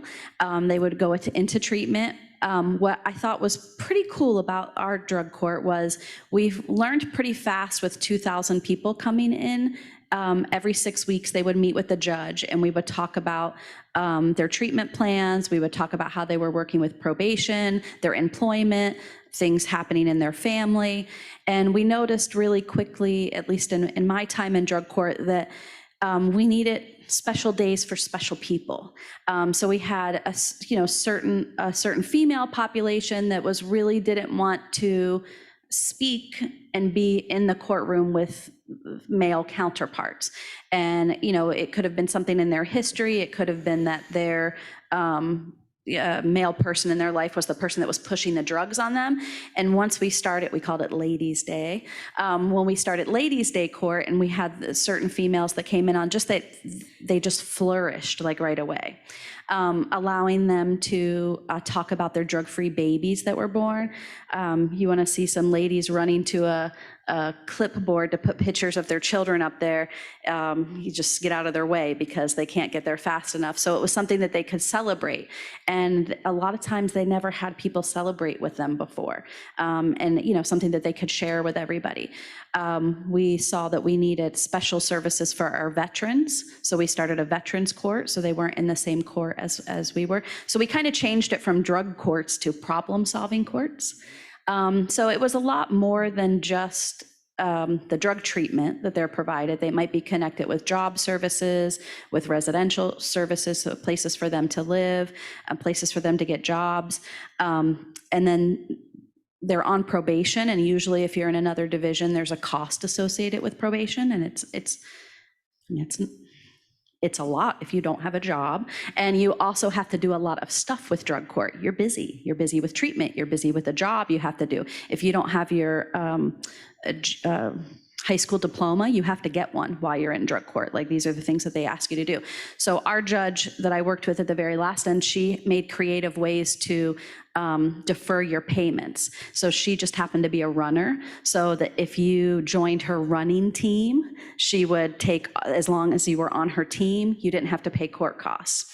If you were a single parent and you were just getting back custody of your children or visitation with your children, if you brought back, like, that you took your kids to the movie or you spent the day at the park with your kids, that could be like a month off of the money that you owed to probation. So different ways that people could work off their probation cost without actually having to work them off, but it was things that were helping to better them. So it was I love drug courts. There's other alternatives to incarcerations besides drug courts, but for me, coming from the world of treatment, where people at the beginning were kicking and screaming going in there, because most of them were going in because of a criminal justice charge. They still had the choice, but the choice was prison or treatment. To see them graduating, and we had people graduating at big graduations, but also people graduating throughout the year, and thanking the judge for, walking them through this process, and thanking the officer who was the person that got them into there in the first place, and how the process gave them their life back, or gave them the opportunity to start building their life back, was really rewarding, because you didn't see that on the front end of where I was in the first place. But outside of drug courts, we have deflection programs. So when you are first in contact with law enforcement, and this is happening a lot in the northeastern states in the United States, some new programs. So say a youth it's a lot with youth, but it could be with other people. Say a youth comes in contact with law enforcement and they have drugs on them, or the law enforcement officer understands that they might have substance abuse issues. Instead of taking them to the detainment center, they are working with treatment centers. So they can take them immediately to the treatment center and get them assessed. And so the criminal justice aspect is actually out of it at that point. And it gives them the opportunity to have that treatment right away, instead of even having, because even with drug court, you're still going through the process. You know, you're still getting arrested, you're still waiting for your trial, which sometimes, you know, your pre-trial, it could be a couple days, a couple weeks. At the end, you get it taken off your record, but you're still through that same process. So the deflection program allows you to not be part of that unless you don't go. Thank you so much, Amy. And I suspected this, actually. We are out of time, so the panel here would be pretty much standing together on the stage. But maybe can I ask one question? Cressida says yes, I'm happy, I'm very happy. No, but I think that yesterday when we were at the recovery session, we also heard a lot of things about a lot of the recovery journeys starting off in the criminal justice system or together with the criminal justice system. So that is very important for a lot of people in the recovery journey. And that was also what UNODC was talking about, treatment. But then again, we know also that all the people who are in contact with law enforcement or with the criminal justice system, they do not have a substance use disorder. What kind of initiative do you see for people that don't have a substance use disorder? Is this something we can use also for them? Or do you only see alternatives to incarceration as treatment only? Who wants to start? In my mind, they are victims of environment. Due to those wide availability of drugs in my country, they are using drugs. Because it's available everywhere, no rules, no regulation, economic crisis. So they are victims of environment. They should be treated into rehab center for sure. They should be referred to medication, to hospital, to dispensary. So coming from drug court, not everybody in drug court should have been in drug court. And with very limited treatment resources and waits to get in, there could have been other people who could have taken those slots. With the juveniles, I think even if it's only a first-time offense, you have the opportunity to do some education and some family intervention, and you don't want to lose that. But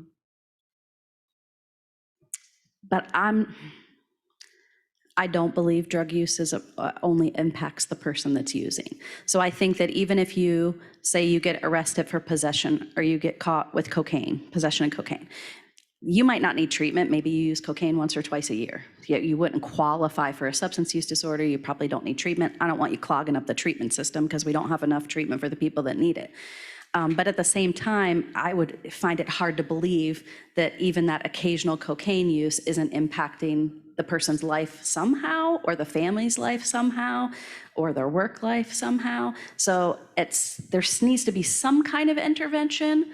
So, but I also get what you're saying. Like, you don't want them clogging up that overburdened system in the first place. So I don't have an answer to it, but that would be my opinion. I see that we have our friends from UNODC here up on the screen. Is this something you have looked at, or is alternatives to incarceration sort of treatment only, or do you have other alternatives coming from around the world? Sven, maybe you go first. Yeah, for me, this is a kind of a strange question from a criminal justice perspective, because actually the population we're talking about is the specific case of a much broader issue that we want to address, right? We want to have non-custodial measures used as much as possible for any kind of offender.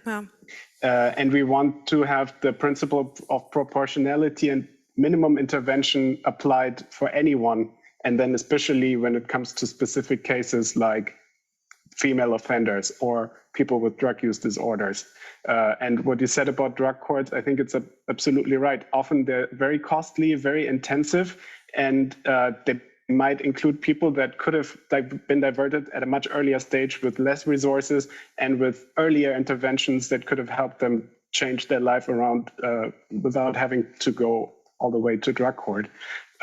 So from my perspective, yes, absolutely. We want to apply those Tokyo rules and Bangkok rules with regard to everyone and make them work also for people with drug use disorders. And one point I wanted to make is that those rules, often our systems are focused very much on the process and on the offense and not on people. And if you read the Tokyo rules, that's one big thing they try to change, this paradigm shift that you have to look also not just at the type of offense that was committed, but also importantly on the background and circumstance of the offender, and make sure that the treatment or the program that you refer this person to is tailored and addresses what brought them into contact with the criminal justice system in the first place. And from there, change laws that impede that and resource interventions that can help that process. Because what you want to do is reduce recidivism. If you don't intervene on those factors, very likely the person will come back through the revolving door, not just with regard to drug issues, but with regard to offending in general. So, just to add very quickly that also for us, where we implement drug treatment projects and we are promoting drug treatment as an alternative to conviction or punishment, we benefit very much from if the country already has, in general, alternatives in place also for other offenses, and that has been looked at also from a criminal justice point of view. And then kind of one of the things we try to kind of share is that the diversion should happen as early as possible if people are eligible, right? So if possible at pre-arrest, perfect. If not, try pre-trial, right? If it doesn't work, we come to sentencing stage, or even after sentencing, there are options like maybe early release from prison. And all of those can be looked at depending on the legal system, the personal situation, the offense committed, all of that, right? But the idea is prison as a measure of last resort and diversion as early as possible. And for that, obviously, we need treatment. We need to close the treatment gap. And I think, as Sven had said when we shared the principles, what kind of treatment is needed and what intensity of treatment is needed still needs kind of an screening and then an assessment done by clinicians, like we would do in any other setting. And that should also be the case here when we offer it as an alternative to conviction or punishment. And just to remind also that we had highlighted in the principles also here the need for informed consent to drug treatment. Yeah. And I think that, I mean, you have the word alternatives, and now you also have the assessment word, and maybe that is the key, that we have the assessment of the people coming into criminal justice system, and we also have a bunch of different alternatives to incarceration or conviction or that. Peter, you have...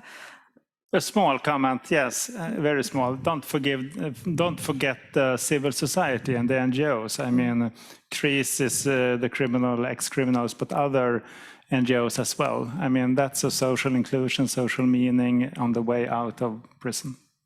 Very good that you highlighted that, and also the role of connecting people back to society, because that is definitely one alternative. And you were speaking about education and jobs and all of these other important areas that we heard a lot of good things about yesterday. And now Asia wants to say something. It's working. I'm Asia from Pakistan. So it was a very nice session.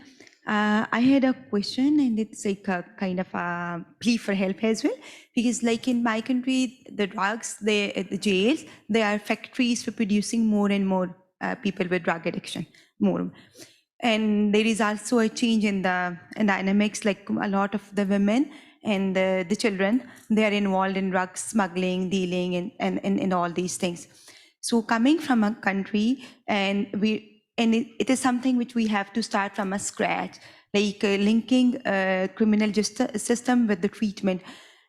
So how you are going, as an expert in the field, how you are going to advise me or the civil society, like what should be the basic steps we should take, and how the UNODC and the rest and WFAD and other partners, they are going to help me and other people in my countries, like what should be the steps which we need to take. Thank you very much. Thank you. Do we have time for questions? Because now people are waving. Cressida. Yeah, I have one there in the back. But for Asia's question, a very practical one, how should she work in Pakistan to be able to initiate? UNODC, do you have any guidance? Yeah, I mean, with our global treatment projects, we actually work a lot, and I know Asia, so it's great to hear her. At least I couldn't see her. And so I think in general, kind of like this resolution that we presented says, it's about health justice collaboration, right? So it's very important to come together and learn from each other and build mutual trust. And I think that was something kind of with, when I started working on the issue, I needed to learn kind of a very different legal terminology. And I think it was similar for our colleagues from the justice side, right? So it's really mutual learning and understanding two different systems and how they can come together. So now in kind of the country where Asia is from, in Pakistan, we are currently working a lot in supporting government and civil society in kind of increasing access to treatment in the community, right? Because that, as we say, I mean, that's the backbone of it. We need to close the treatment gap. There's no treatment in the community. It's very hard to have treatment as an alternative. So both on that and on the quality of treatment, we're working very closely right now with authorities including in Pakistan and in other countries. And, there are different formats. There are training materials available, like there is a training package, especially on alternatives to incarceration, that we have offered to a number of countries. We do policymaker workshops. But I think it's important really to bring people at different levels together, especially health and justice, not only civil society plays an important role. And I also think we need much more kind of demonstration projects with feasibility studies and evaluations that show that such measures produce beneficial outcomes both on the health side and on the justice side, and then from that kind of scale up to nationwide policies. So I think there are a lot of things that can be done, and civil society plays a key role. And, I think we had also mentioned before how women, when it comes to drug-related offenses, are over proportionally represented in the system. So of course, also there is a need kind of, again, from both sides, the justice side and the health side, to offer interventions and alternatives to incarceration or to conviction or punishment, but also in the sense of having health, social, and so on interventions available. And I mean, Asia better than any of us, right? I mean, so for women, for example, to keep them or to offer evidence-based treatment, it's so important, for example, to have childcare on site. Kind of women have other drug use patterns, so we need trained staff in order to address that. So, I mean, a lot can be done, but obviously it's a challenge we need to address jointly. Thank you, Peter. You didn't have a comment? No. Maybe you're starving and want to get out for lunch also. So, okay. Yeah. Thank you very much. Just to add to the conversations that we have been having since morning, and just to say that this is coming at a time when the African Union just had a conference on children and women and young people regarding drug use. So it's important that we look at the African position, the African Union position with respect to drug use among children, women, and young people. To say that the African Union is calling for partnership with youth and youth organizations and the community to provide rehabilitation to young people abusing drugs for their reintegration into social and economic life, as detailed in the UN World Programme of Action for Youth. And so this is to say that the African Union position is that of rehabilitation, focusing now on women, the youth, and children. And so for organizations that have interest in this is a right time for collaboration and partnership with countries across Africa, because the ministers and experts have decided to focus on these as a way forward for the African Union with respect to drug among children, women, and young people. And so I just want to mention that we should come and collaborate with us. African Union, we are ready to support and to ensure that we are able to address issues relating to drug use among children and women, as well as our youth. Thank you. Thank you very much, and thank you to Anja and Sven, to Amy, to Rima and Peter. And I will give the floor back to Cressida. There you go. Peter, a little present. There you go. A little remark I wanted to make for the presents we have been giving out. Just so you know, Regina has mentioned it yesterday as well, but those are candles. They're made by Veganut, and that's an organization that has social enterprises working and offering rehabilitation services for people in recovery. So they have been making these for us. So that's been very kind of them. Without any extra minutes, I would like to introduce it to our very last speaker, who will make a great closing remark of this forum. It has been wonderful to be with you all these last 1.5 days. Thank you so much. Just a technical issue or technical thing. We will go for lunch soon. It will be downstairs, same place where we were yesterday as well. And then for the Congress, for the WFAD members, we will be in this room. And then for the ECAD members, they will be in the Gothenburg Hall. So that's just a very minor technicality. So thank you on my behalf, on WFAD behalf. And without any further ado, I would like to give the word to good friend Carlton. Thanks. Can we give the team of WFAD and our good partners from ECAD a round of applause for an amazing day and a half of information work, good camaraderie, networking, and the like. Can you help me thank them for all their hard work?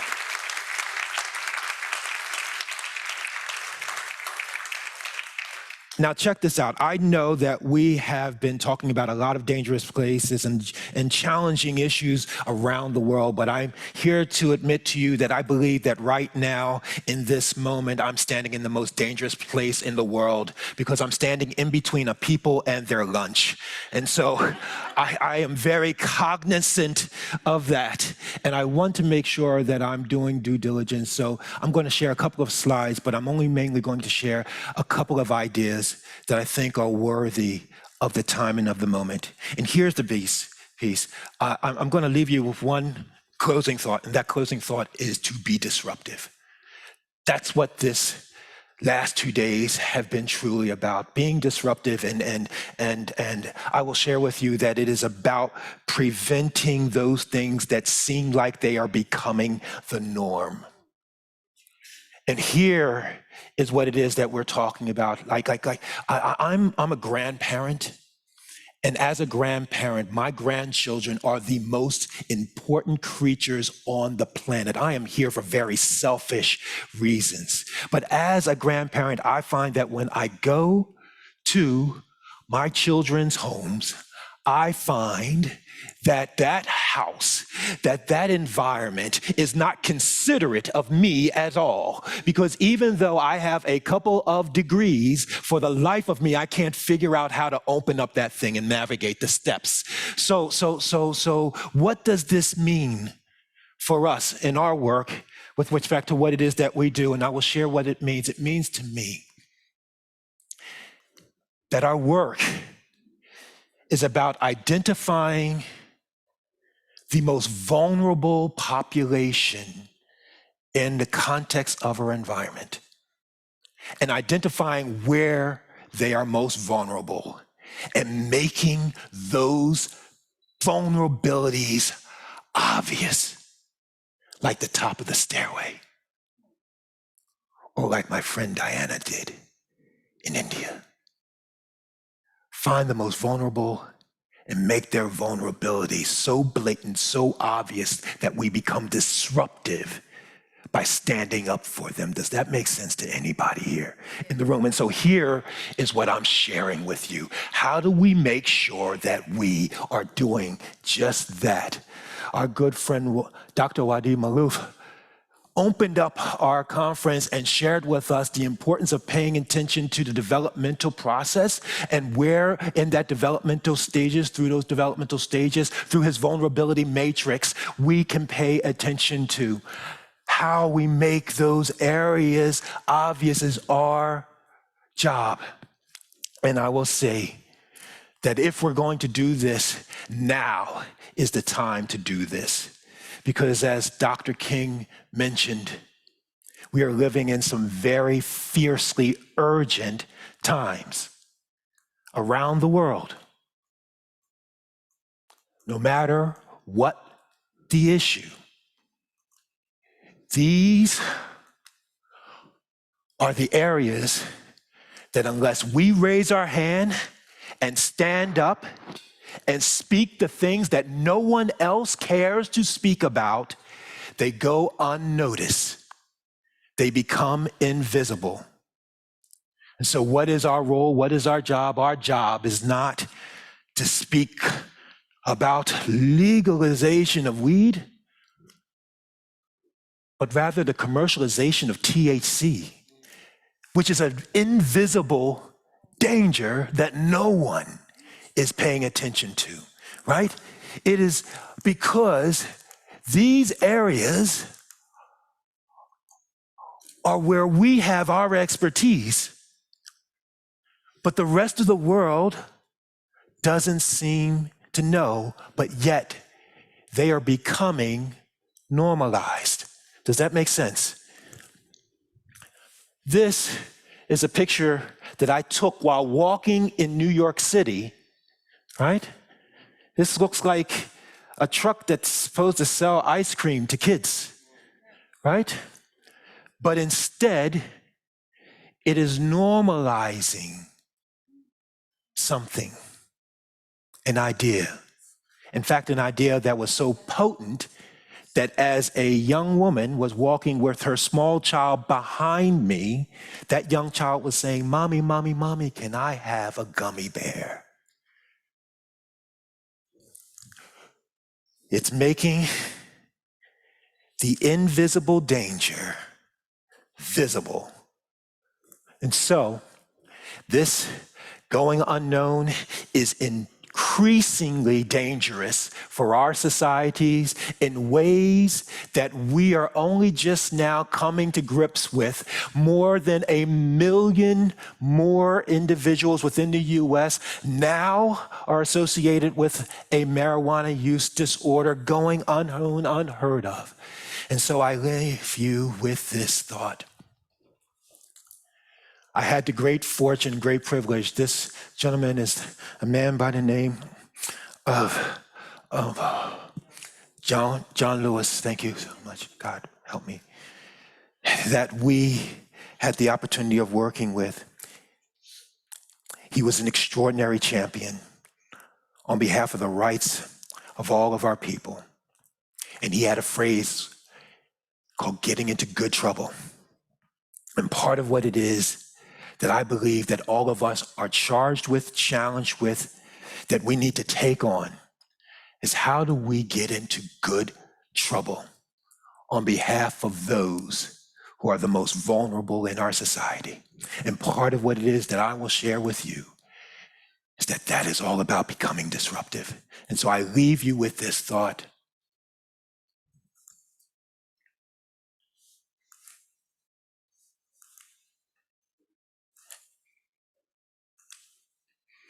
These are my grandchildren.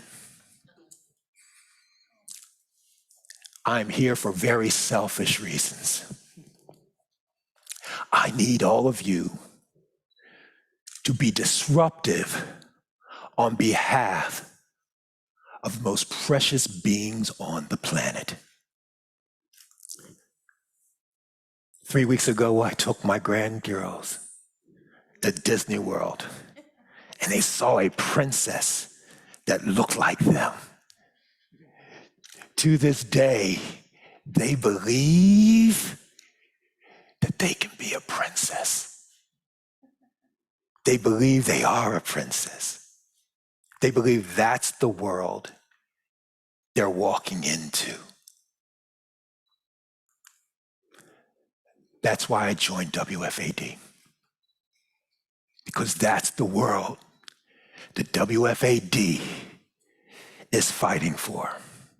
And so I thank you on behalf of my grandchildren, on behalf of the children that Diana is speaking about, on behalf of the children that the Icelandic project is speaking about, on behalf of the children in Pakistan, on behalf of the children in Bangladesh, on behalf of the children right here in Sweden, I thank you all for making it worth your while to spend these 2 days with us to figure out how we can do what we do a little bit better. God bless you all. Thank you all for your time. Thank you for this privilege and opportunity. Thank you. Here you go. Thank you so much for this always inspiring presentation. So now we're off for break. Thank you so much again on behalf of WFAD. All of us are... Oh. And ECAD, of course. On WFAD and ECAD, because we have been very pleased and honored having you all here, and we would not like you to wait any longer for your food. So thank you so much and have a nice lunch.